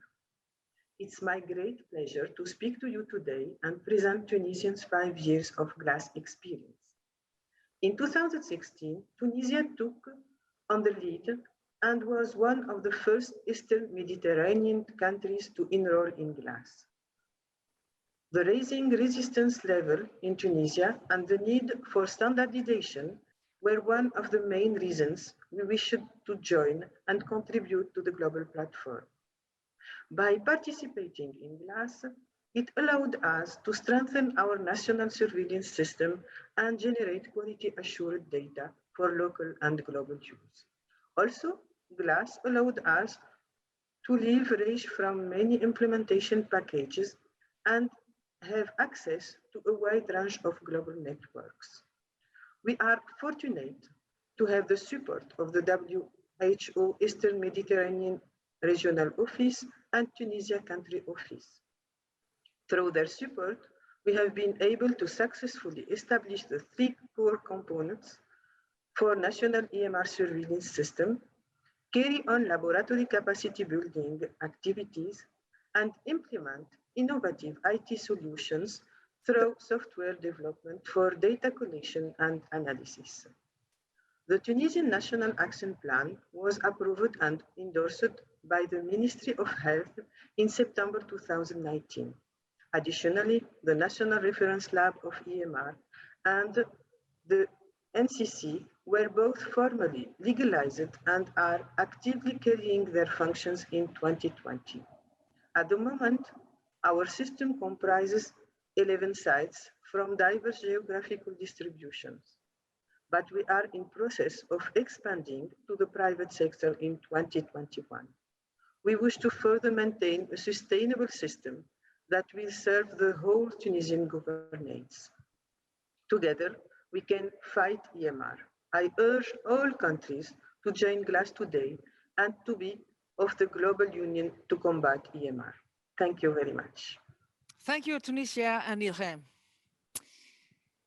Day 3 of the GLASS 2021 conference was dedicated to a stakeholder meeting by invitation. The meeting was chaired by Dr. Kitty van Wezenbeck, Director of the Surveillance, Prevention and Control Department, WHO. And we now are very pleased to announce that Dr. Nandini Shetty from the Fleming Fund will present the feedback received, and this will also be followed by a Q&A session. Most welcome. Thank you very much, Karen. I hope you can hear and see me. It gives me great pleasure to bring you this summary of the feedback from the meeting that we had. Can we have the next slide, please?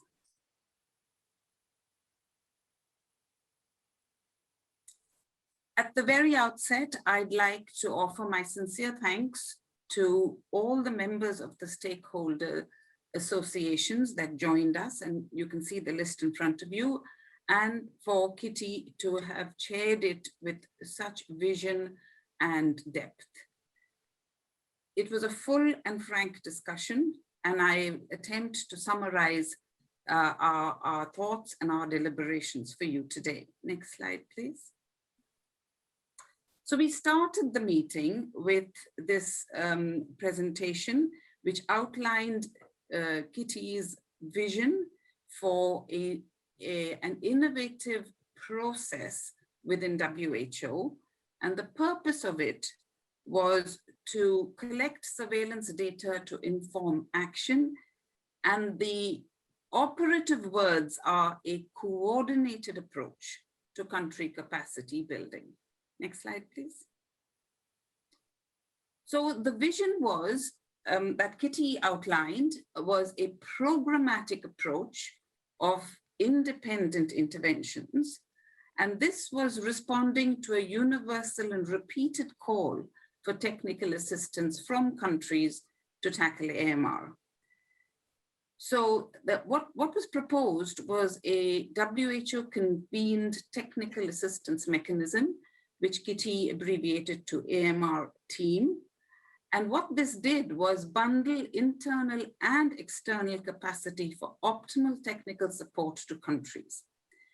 So she posed us a few challenging questions. How can we organize ourselves for optimal impact? And she asked us, do we have an appetite for periodic meetings and participation in this newly formed AMR team? So what was our participation as stakeholders?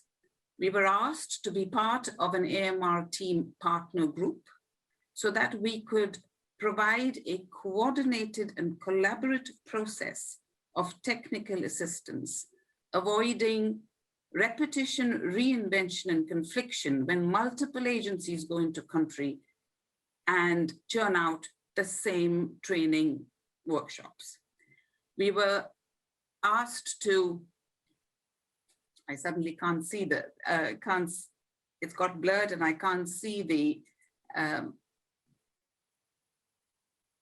but it's okay, I've got it here in front of me. So we were asked to participate in advocacy and resource mobilization. We were asked whether we were willing to build rosters of qualified consultants from which countries could draw upon experts. We were asked if we would be willing to share educational tools.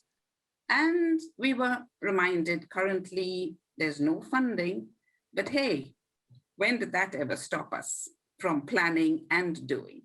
Next slide, please. So what was the stakeholder response? There was a unanimous and positive response to Kitty's vision to be partners in this venture called the AMR team. There was broad agreement that all stakeholders should work in a coordinated and collaborative manner. We should align our activities.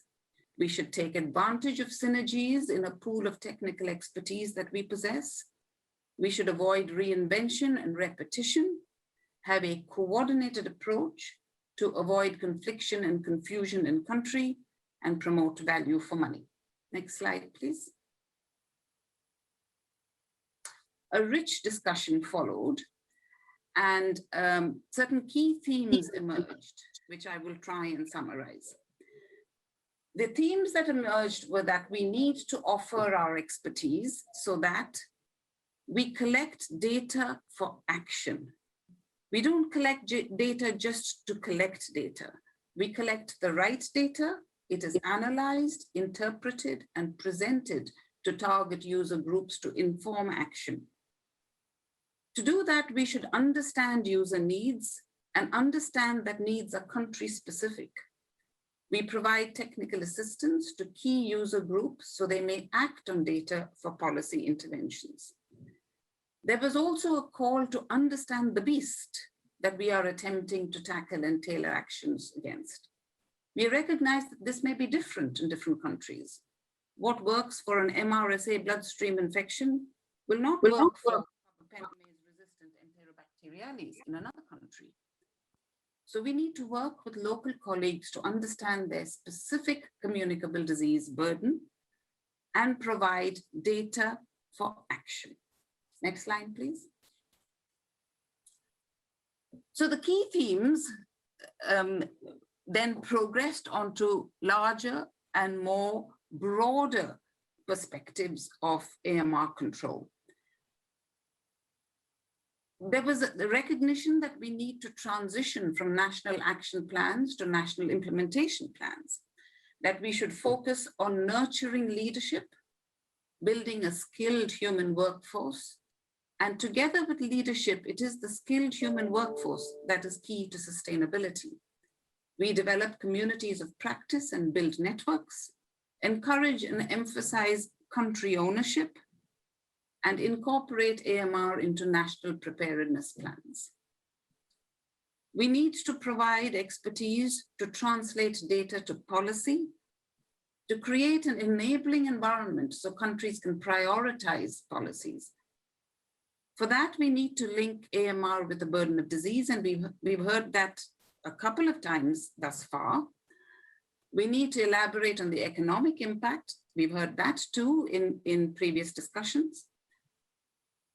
Learn how to use or learn and impart the training on how to use point prevalence surveys to gather information for action, and help policymakers to leverage domestic finances towards AMR, a key feature of sustainability. Next slide, please. There was a call to broaden the ecosystem, provide technical assistance not only for data management and data interpretation and laboratory capacity building, but also provide assistance for procurement, water, electricity, IT, and waste management. There was an interesting and insightful contribution by one of our stakeholders, by several of our stakeholders really, to capitalize on lessons learned from COVID-19. Importance of safe, quality assured laboratory testing, the use of data, be it from laboratory, mortality statistics, hospital bed occupancy, to inform action.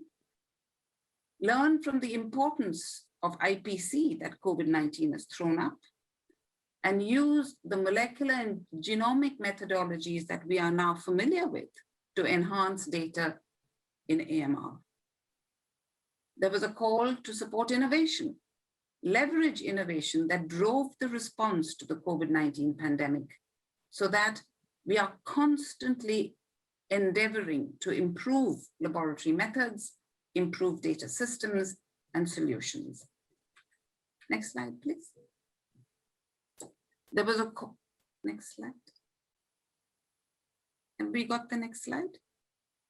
Yes.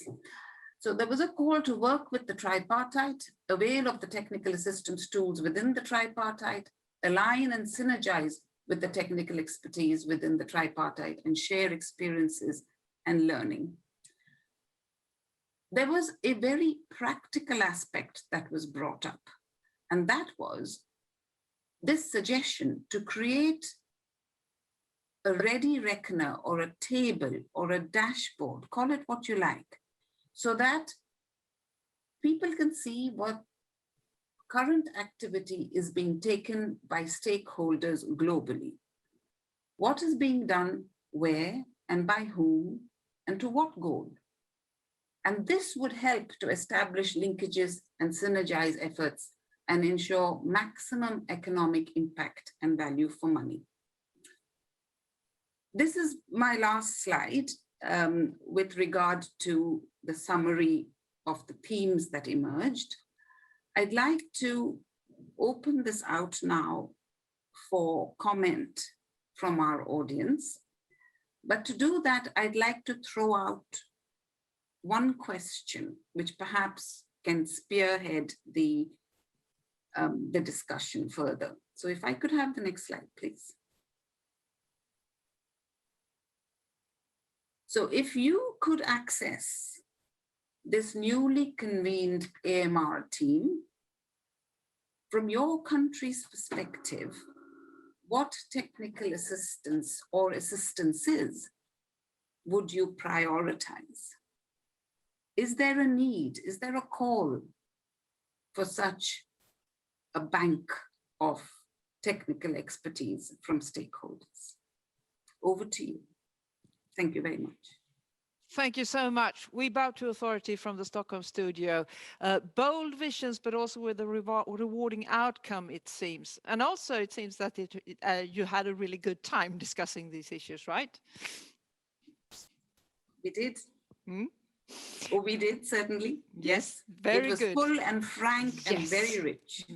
It's good to hear. We have some questions coming. While we anticipate the comments on your proposed question here, we have some other questions that appear during your presentation. And we also have Kitty van Wezenbeck online to also be able to help to answer questions that emerge. Is universal health coverage important to ameliorate the use of surveillance data? Oh, absolutely, absolutely. Universal health coverage is one of the pillars upon which surveillance data will be complete and comprehensive. If those sections of society that do not have access to medical care and investigations and laboratory services, then how can we say that our surveillance is comprehensive in country? We need to be absolutely sure that everybody, however remote, however marginalized, however economically strapped they are, have access to the basics of laboratory investigations, basics of the basic antimicrobial agents, and are recorded as individuals so that we can also monitor their outcomes. I was at a lecture just today that said data is not just the drug-bug combination. When you ask for patient data, that is essential data. That is not metadata.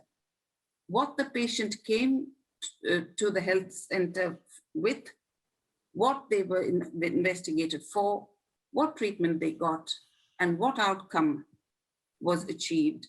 These are essential data, and that can only be achieved through universal health coverage. Over. Thank you very much. So the answer is definitely yes, it's crucial. Here is another question. How in practice can stakeholders engage with countries and local colleagues? Are there forums or platforms for this communication? I don't know whether there are formal forums or platforms. But having worked in several countries and belonging to a stakeholder, I believe very strongly that any intervention that stakeholders are supporting has to be tailored to country priorities and has to be tailored to the burden that the country is suffering. So it is a prerequisite to any intervention supported by donor stakeholders is to establish, to investigate, and to build those relationships locally. Only then will there be a true partnership between the country that is asking for technical assistance from the AMR team or from stakeholders, and only then will there be sustainability, because what we're doing is also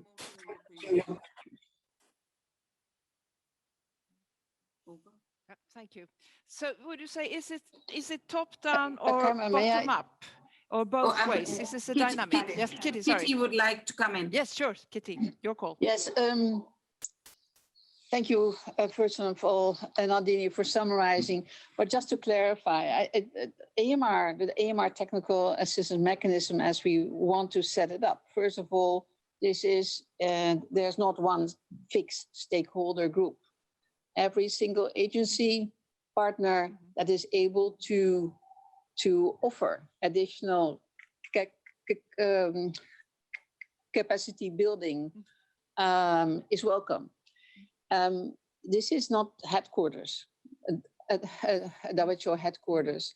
The regions are involved in this initiative and will play a very important role. The whole idea is that, that we will play a kind of matching role. We have a lot of requests for country assistance. There's no way we can all do this ourselves. This is why we need the capacity of our collaborating centers, but also from our other technical partners. This is what we want to set up. And we want to be the linking pin between that huge capacity outside WHO and make sure that it becomes available when needed at the country level. As it is now, we don't know what the partners are doing exactly, and the partners don't, there's not optimal sharing, so to say. There are a lot of educational tools that we don't know about. These can be hosted by WHO. So what we are really trying to do is to share, coordinate better, and I think Nandini explained very well, and make sure that countries that need support, country-specific support, can be linked to an adequate partner. And so this setting up rosters of both specialized consultants, but also consultants who oversee the whole AMR programmatic approach. Because as was said by many people today in the debriefing, a lot of people don't even make it to diagnosis. That's where what the question on USC is so important. If we do not get representative data, these data cannot be used. We are not collecting data just as an aim in itself. They need to meet certain quality criteria, and countries that cannot yet produce quality data that are reliable and representative and need to be assisted. And this is far more than just how to collect the data, which data to collect. This is about insurance schemes. This is about laboratory networks, which tools to use at which level. So what we want to achieve with AMR team is really making a joint effort within WHO, all three levels, headquarters, but also with our collaborating centers and the technical partners, and make sure that we bring the optimal assistance with the current available resources. And we have to be very frank. Other similar initiatives were funded by global funds, with major grants from, for instance, USAID. We don't have that, but this should not stop us. Sharing, it doesn't cost money.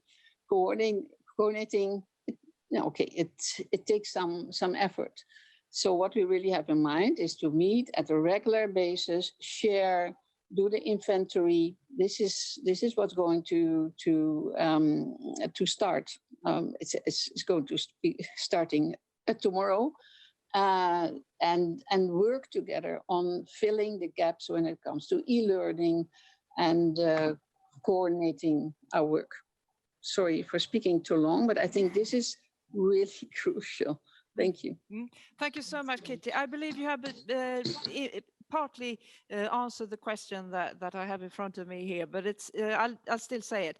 How could a better coordination of international partners be built? Would you like to complement or add something to that? Shall I go first, and then maybe Kitty Kitty can.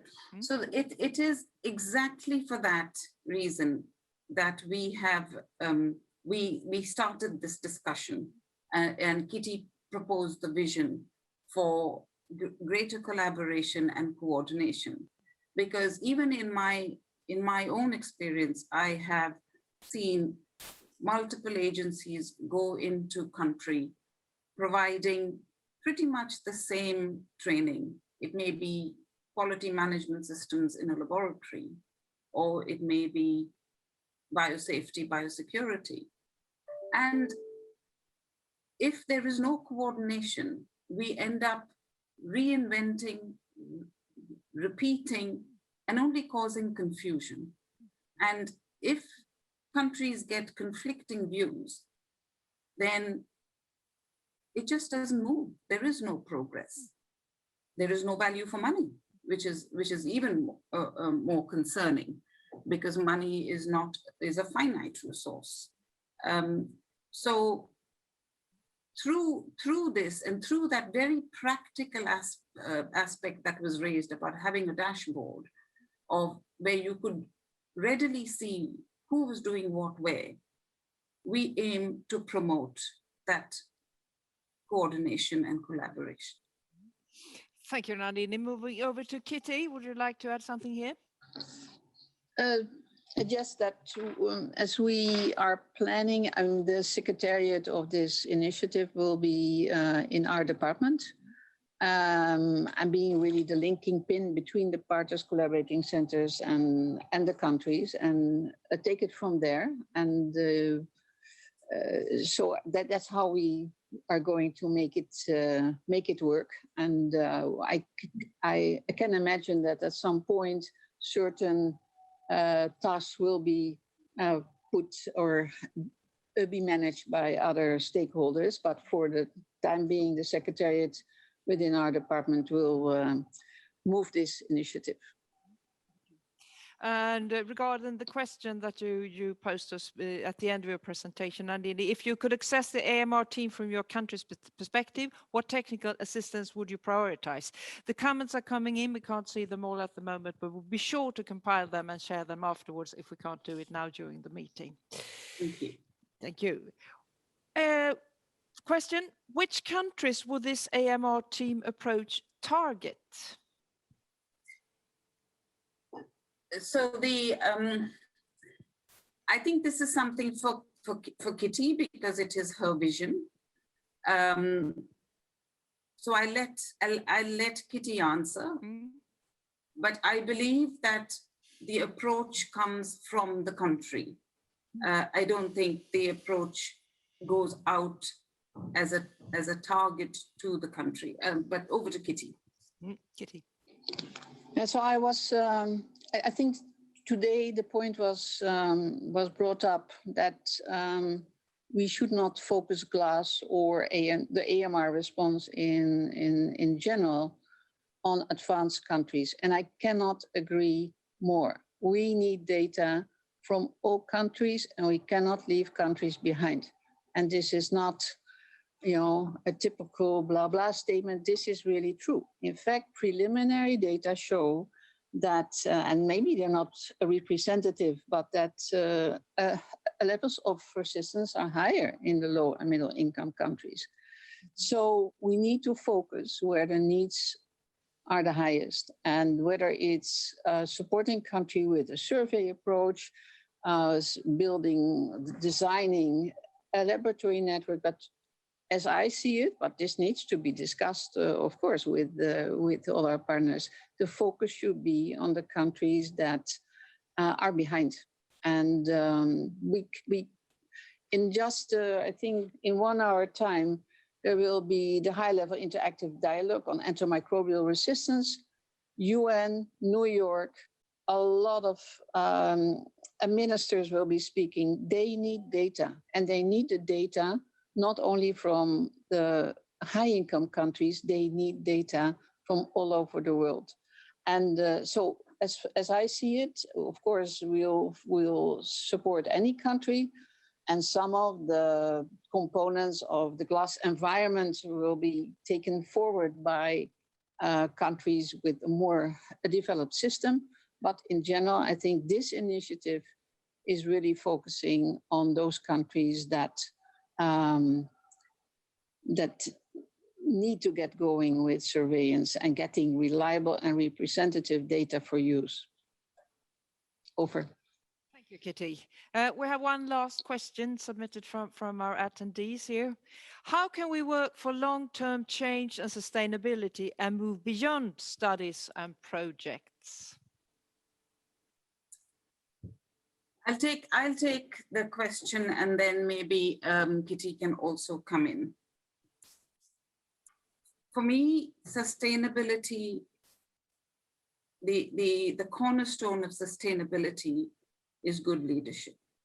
And I think one of the things that came through in our discussion is that it is not bricks and mortar and equipment and fancy consumables that lend to sustainability. It is a skilled human workforce with strong leadership. That all of that is tied into governance. And through the many agencies that I have worked in, including the Fleming Fund, we believe that good governance, good leadership promotes sustainability. And to be able to do that, we need the ear of policymakers and decision makers. And for that, we need to be able to demonstrate that with good governance, good leadership, and a trained workforce, we can have a clear idea of the burden of disease, the economic burden of disease of AMR in country. And that with that, armed with that information, policymakers can make appropriate interventions. So I believe sustainability is something that we should think about whenever we go in and do projects and research programs. We need to know, we need to be mindful of not only the data we're getting, but how we are strengthening local health systems. And strengthening local health systems means also strengthening the workforce. So that after, I am loath to see what I call the parachute approach, where you parachute into the country, do something intensively, mine the data, and off you go. That is not a sustainable development program. And I'm proud to say that some of the programs that I have worked with have focused on the health system strengthening approach. Over. Thank you, Kitty. Yeah, so maybe to add, I fully agree. I think this is not just about surveillance. And the surveillance is depending on the overall AMR program. And as we discussed, it's not just the surveillance part, it's not just the laboratory, it's the whole access issue. So, and maybe I should clarify that AMR team is not meant just to deal with GLASS AMR. The AMR team is supposed to deal with the whole programmatic response to AMR, which includes IPC, diagnostic stewardship, and antimicrobial stewardship. We cannot just have piecemeal technical assistance looking at the surveillance component and not taking into account the access issues, the insurance scheme, and the supply chain. So AMR team is on the programmatic response, and this is sustainability because a lot of those components should be part of the budget lines in country. And the costing tool that we have developed and has been piloted very successfully brings people together to cost and then to find out that these interventions should be part of the overall IPC WASH laboratory strengthening response. So I think that that's its leadership.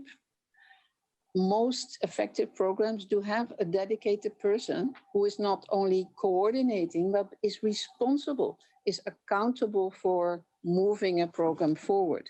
I'm not talking a vertical program because AMR is really a cross-cutting issue, but at least somebody who is moving the comprehensive approach. It doesn't need, it makes no sense to move with one aspect of AMR and not with the other one. And this is why we probably move into a new a new kind of national action plan or implementation plan, what Nandini referred to, that is more looking at the prioritization and the interdependency and is really evidence-based. I hope this clarifies. It does indeed. Thank you very much, Kitty van Wezenbeek. Thank you very much, Dr. Nadine Shetty of the Fleming Fund and the stakeholder group for your excellent contribution today and to moving GLASS and the work against antimicrobial resistance forward. So, dear attendees, it's time for a 15-minute break. See you afterwards to continue the program of the conference.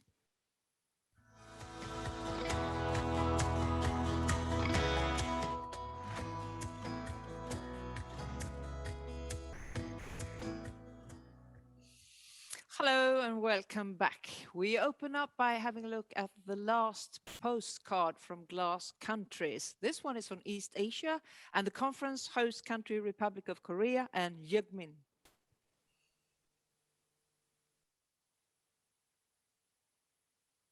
Hi, my name is Hyungmin Lee in South Korea and one of the expert board members which advised KDCA for AMR problem. Korea has had many healthcare problems over the past decades due to its high AMR rate. Because of this severe AMR problem, Korea has been operating several AMR surveillance systems since the early 2000s. But there was some limitations like that only resistance rate can be available. In addition, due to the lack of standardization, it was difficult to compare the Korean AMR situation with other countries. It is a pivotal step to understand the accurate AMR status for establishing management policies and determining their effectiveness. So, Korea made an effort to upgrade the Korean AMR surveillance system through participation in GLASS. By participating in GLASS, the existing AMR surveillance system based on the resistance rate became a more upgraded system that can calculate more indicators. And it was possible to objectively compare the current AMR situation of Korea with other countries. In addition, data calculation is made easier by establishing GLASS DB system, which is its own IT platform for data management. After establishing the AMR surveillance system, Korea has made various efforts to share experiences related to the establishment process of the GLASS system with other countries. First, in cooperation with the WHO AMR headquarters, an international symposium was held, and the current state and operational experience of the AMR surveillance system were shared. And second, the research paper were also published as reference. Korea spent $1 million for GLASS surveillance system annually. The budget may be a big burden depending on the countries. However, the AMR surveillance system can make a pivotal role in understanding the AMR situation, determining priorities according to burden, establishing policies to reduce antimicrobial resistance, and determining the effectiveness of the policy.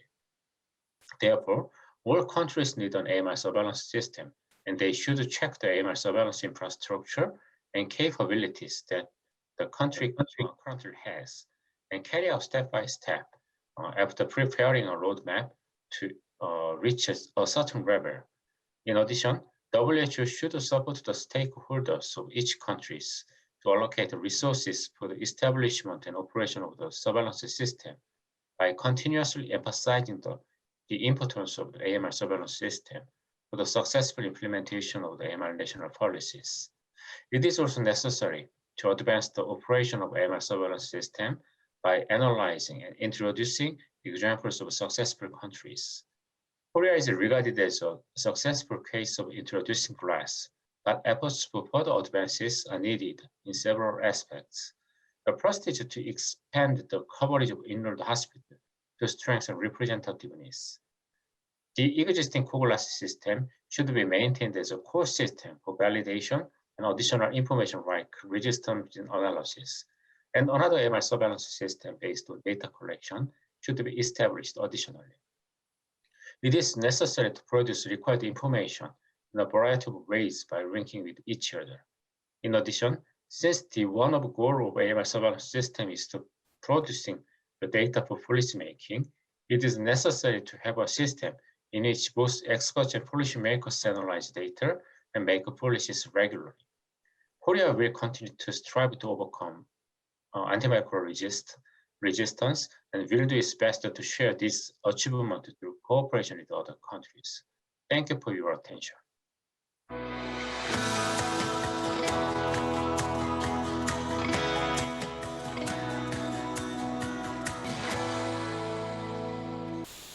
Thank you, Republic of Korea and Yugmin. It is now time to consolidate the results from this meeting. For the next steps of GLASS, based on this consultation, over to the Geneva studio again, and the Unit Head of Surveillance, Evidence and Laboratory Strengthening Antimicrobial Resistance Division, Dr. Carmen Pessoa.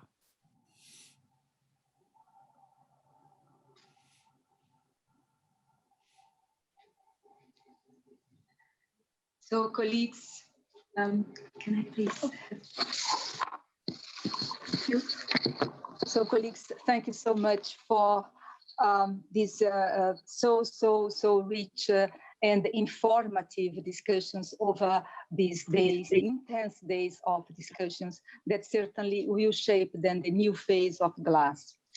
In terms of this new phase of GLASS, and especially I'd say as immediate next steps, we will focus on 4 axes of action.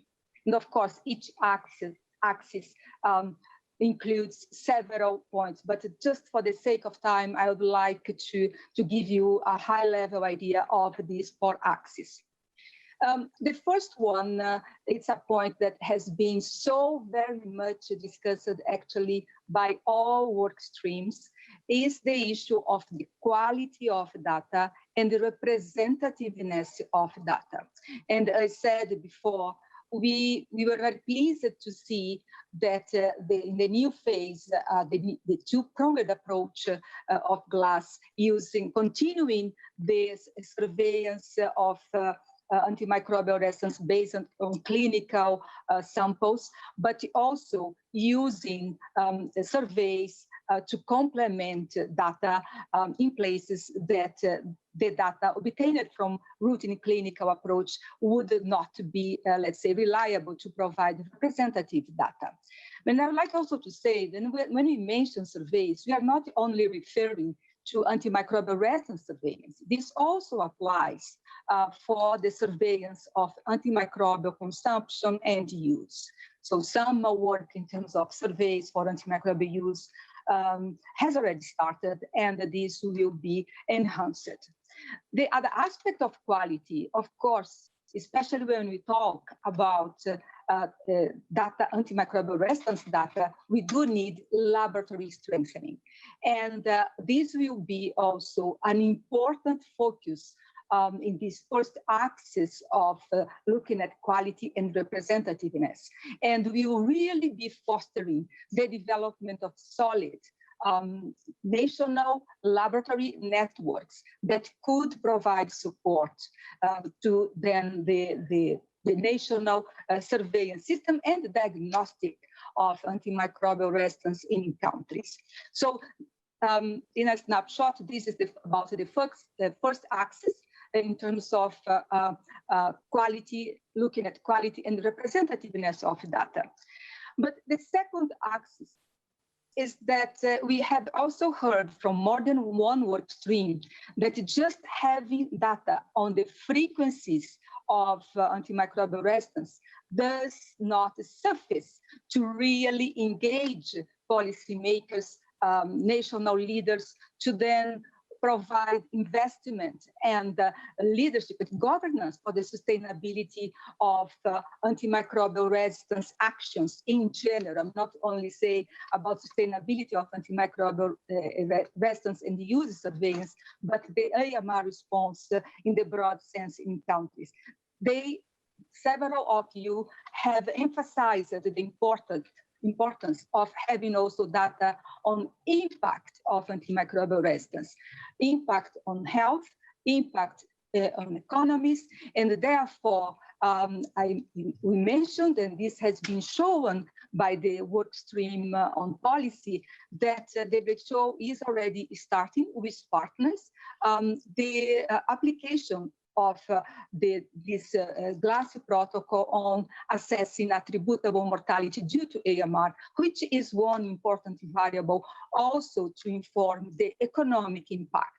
So this axis over this year, we will start this application, and we hope that already in 2022, we'll be able to have to gather partners around looking at the preliminary results of the feasibility and how these preliminary results could help the assessment of impact on human health, and we will try to discuss and agree with partners on what is the burden of disease in terms of AMR burden of disease that we need to measure and how to measure, and agree on global standards that could then move forward in a prospective way of assessing this burden of disease. Now, the third axis, I think, is absolutely key. Whatever type of data we collect, we do need to improve the use of surveillance data. And here, I would like to highlight three aspects of improving the use for really moving the antimicrobial resistance agenda locally, nationally, regionally, and globally. So the first one is many of you have highlighted the need not only to generate data, but also to train on to provide guidance to countries on how to use this data. And I think that the sense of how to use the data, it starts by knowing what is the intervention that is being targeted. And therefore, according to the intervention, what are the data needs? What are the data requirements? And understanding these requirements and not only the strengths, but also limitations of this data will really enable policymakers to better use whatever data are being collected. So this is one aspect. And this meeting has helped a lot in terms of helping us the design and further development of guidance materials in this regards for further training also. Within the improving use of data, the second aspect I would like also to highlight, and thanks because this actually has been emphasized by many of you, is about communicating the data. Even if we have reliable and representative data, if we do not communicate well, as the colleague Anaí from Mexico has well very nicely described it, we need to know who is the target, who is the stakeholder, what to communicate, when and how to communicate. And this, I really take the let's say, the criticism somehow to improve the communication of GLASS data, of the GLASS reports. And this is something that we will really take forward seriously.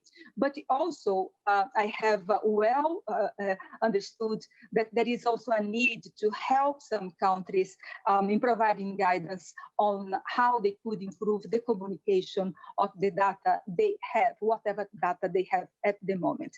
So this is the second point within improving the use of data. And the third point that I'd really like everyone to be attentive in terms of using the data for, let's say, driving advocacy and awareness. we have a wonderful window of opportunity that is given by the fact that now we are AMR, we have AMR indicators in the SDG, the Sustainable Development Goals monitoring framework.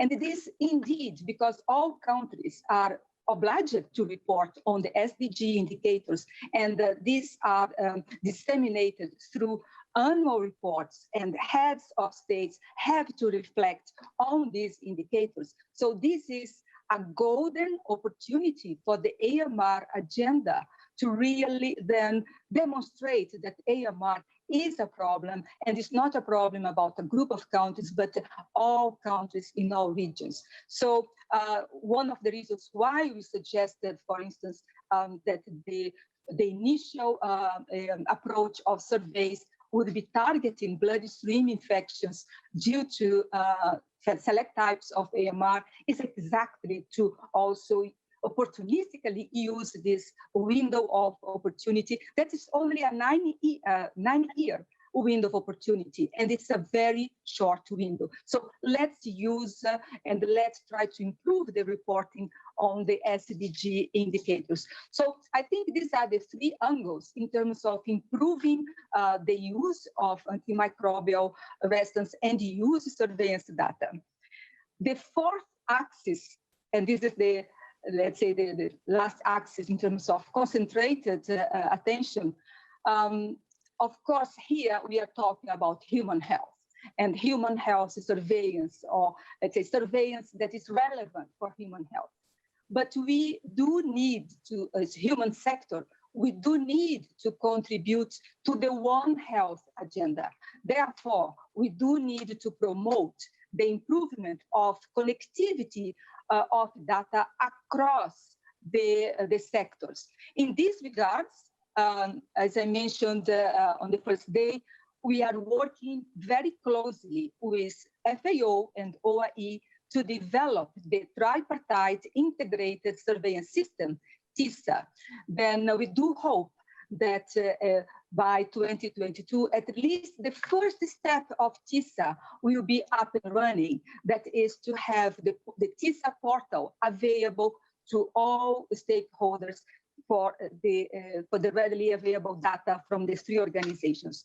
Of course, I just highlighted the main four axes of work, but you have seen, and Dr. Kitty has already alluded to, that the entire environment, the new environment of GLASS with new modules will continue to develop.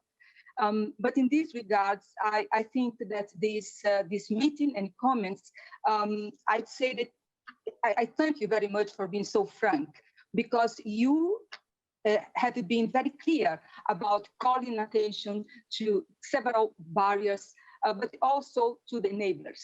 And it will also be our duty to whatever new component in GLASS that is developed to then be taking into account the barriers, but also help fostering the enablers.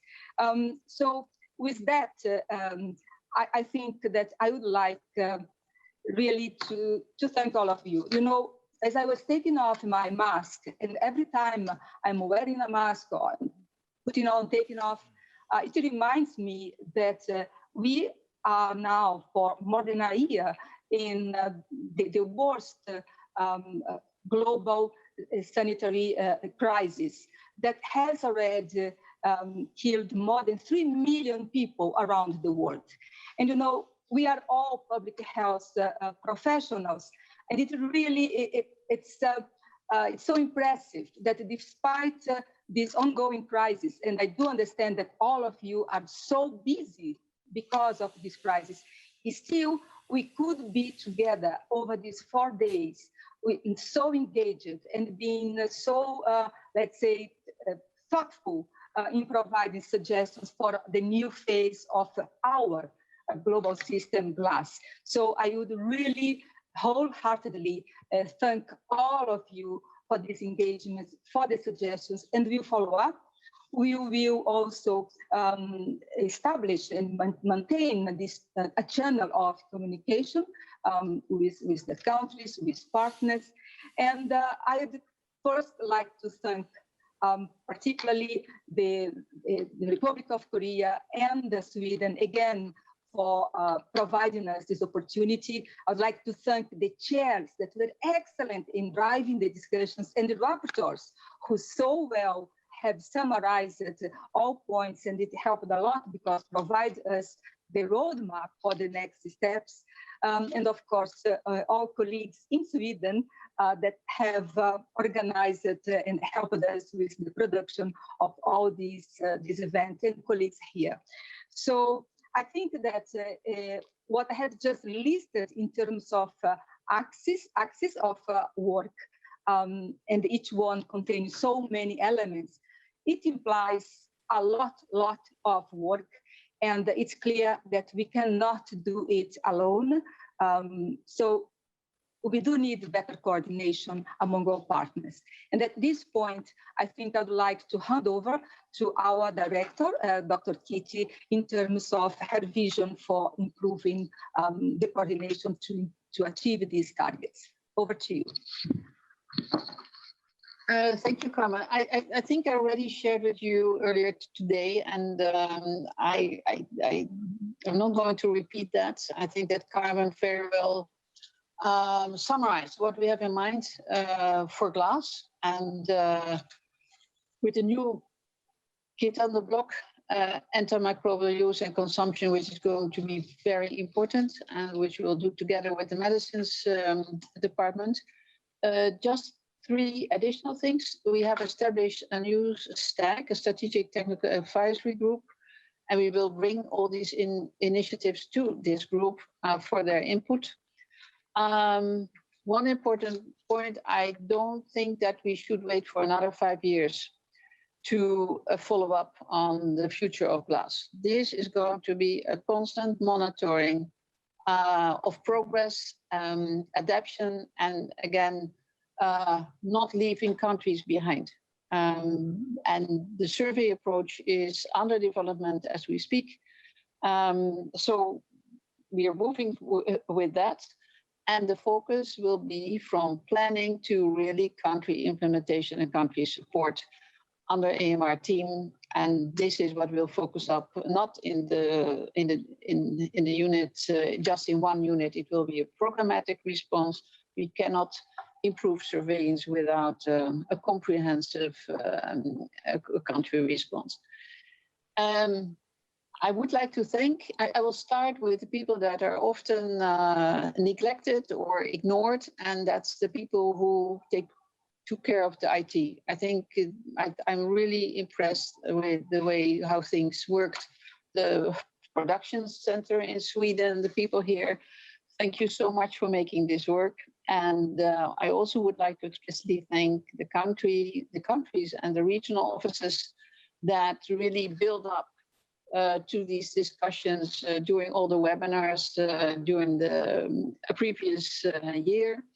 And all our partners that are going to be part of the coordinated response. And of course, many thanks to Sweden and the Republic of Korea. We couldn't have had this meeting without them. And so thank you so much. And that's why I'm going to hand over to make sure that we have enough time for them to conclude. Thank you. Thank you very much, WHO. The meeting outcome statement that has been agreed upon in this meeting is a crucial document and of considerable importance, which will be recognized in several upcoming high-level meetings. The GLASS 2021 meeting outcome statement is presented by the Director General of the Public Health Agency Sweden, Dr. Johan Karlsson. Welcome. Thank you very much, everybody. Distinguished guests, dear colleagues, friends. I'll say good morning, good afternoon, and good evening to you from Stockholm. First, I would like to thank all the participants for all the engagement, both in the consultations prior to this meeting, for contributing to the fruitful discussions in the meeting itself, and in the continued endeavor to tackle AMR. I also want to extend our deepest thanks to the Republic of Korea for the dedicated collaboration in the organization of this meeting.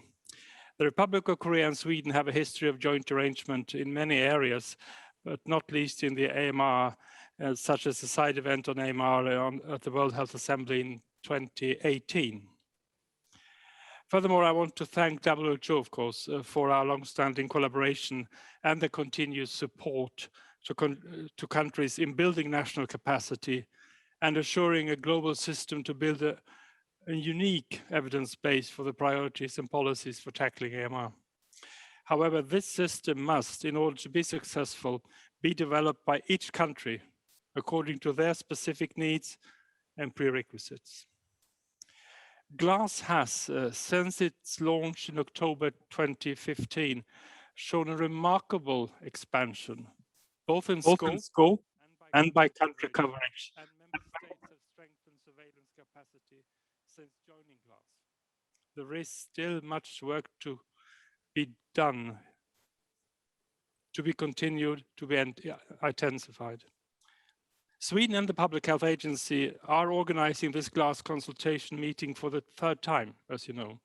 Despite the circumstances and inability to welcome you all in Stockholm this time, which I feel really sorry for, I hope you all agree that has been a productive and fruitful event where we have generously, I would say, shared experience, exchanged ideas, and now we are moving forward to foster surveillance for strengthening action on AMR.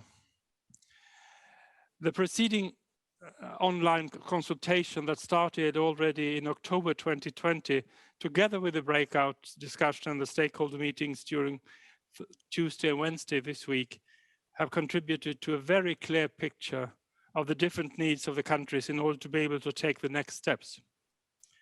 This has been summarized in a brief meeting outcome statement.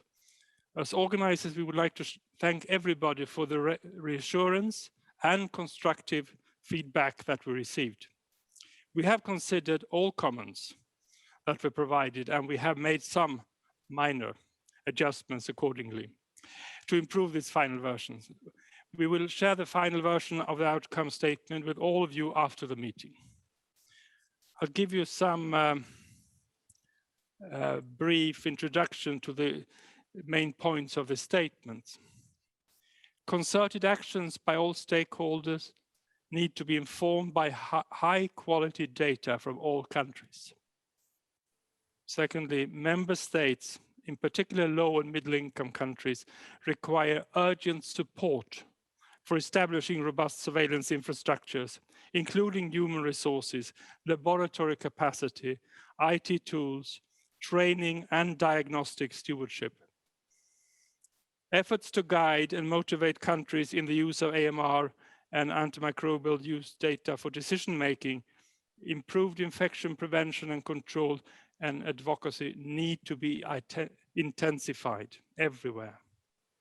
The global AMR community, donors and countries are urged to secure sufficient domestic and external resources for the sustainable development of AMR and antimicrobial use surveillance as a crucial element of the global, regional, and national AMR response. As we know, GLASS is owned by member states, and we all need to feel a responsibility for it. GLASS will be what the members make of it. And this is an opportunity to jointly strengthen it to make an actual impact. This outcome statement will be used just for this purpose, to call attention of world leaders on the importance of AMR surveillance as a global public health good and advocate for sufficient priority of resources for a sustainable impact on AMR. Sweden is a strong supporter of GLASS, as well as you already know of the WHO. And the strive to tackle AMR, of course. We are committed to a long-term close collaboration through our WHO Collaborating Center for AMR Containment at the Public Health Agency. And in the future, if another review of GLASS is requested, I must say, without promising so much, that Sweden will definitely be involved in one way or another. Don't call us, we call you. So thank you very much, everybody, for this. I will end by thanking some of the organizers, and especially Annette Hult, I'd like to call on the stage here. On behalf of the Public Health Agency, some flowers to enlighten your day and your home. Thank you, Annette, very much. No hug this time, but thank you. Thank you very much. Bye-bye.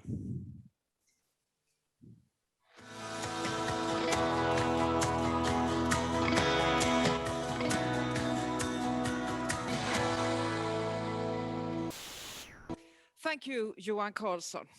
For the concluding remarks of the GLASS2021 conference, please welcome Commissioner Dr. Jung Kyung of the Korean Prevention Agency, Republic of Korea. 안녕하세요, 여러분.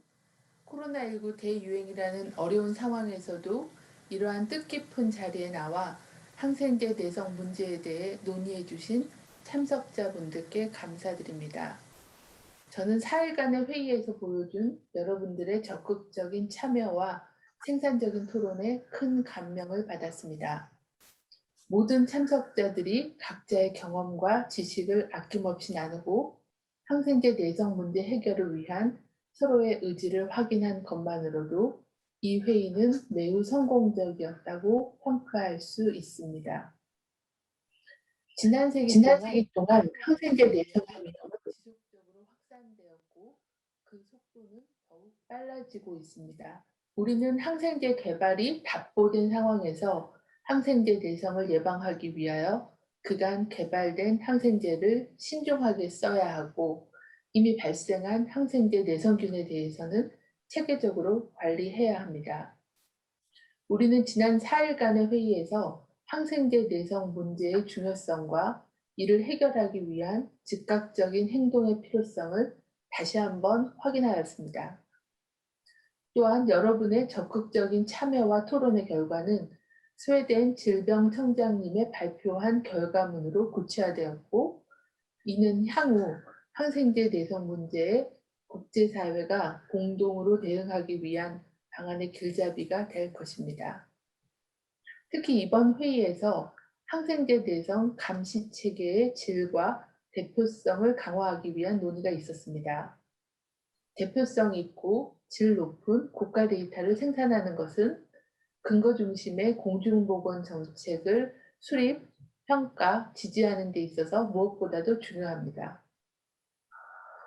항생제 사용 감시 체계의 경우 감시 방법과 도구, 획득된 정보를 확대 발전시키는 것 등에 대한 논의를 통해 그 필요성과 중요성을 충분히 확인하였습니다. 또한 우리는 데이터 생산 자체가 목적이 아니라 생산된 데이터를 통하여 항생제 내성 문제를 실질적으로 해결할 수 있는 구체적인 정책과 행동이 나와야 한다는 것을 기억해야 합니다. 항생제 내성을 해결하기 위해서는 한 국가만의 노력이 아닌 전 세계적인 협력이 필요하다는 것을 우리는 알고 있습니다. 항생제 내성 및 사용 감시 체계와 이를 기반으로 정책을 수립하고 운영하기 위해서는 기술 역량과 재정적 지원이 필요합니다.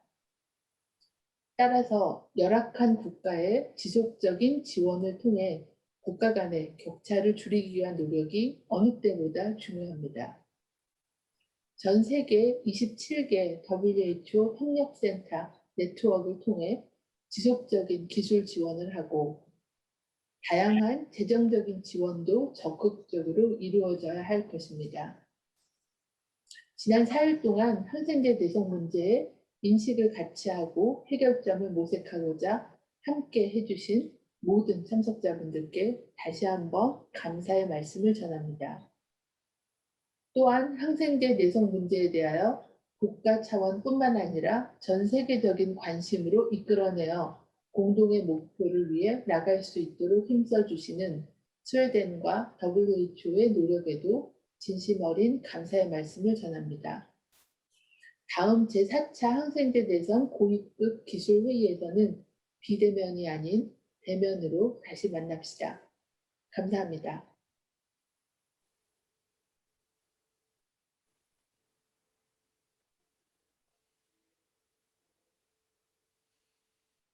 Thank you, Commissioner Jung. One last time, the Stockholm studio calls the Geneva studio. Hello. Thank you so much for this collaboration. It has been most pleasant and fruitful. It's good to see you. Bye-bye, everybody, says Stockholm to Geneva. Bye-bye. Bye-bye. So, dear attendees, the GLASS 2021 conference is now officially over, but we have a greeting in store for you from Sweden. It is a summer hymn sung by the choir Sofia Cantores.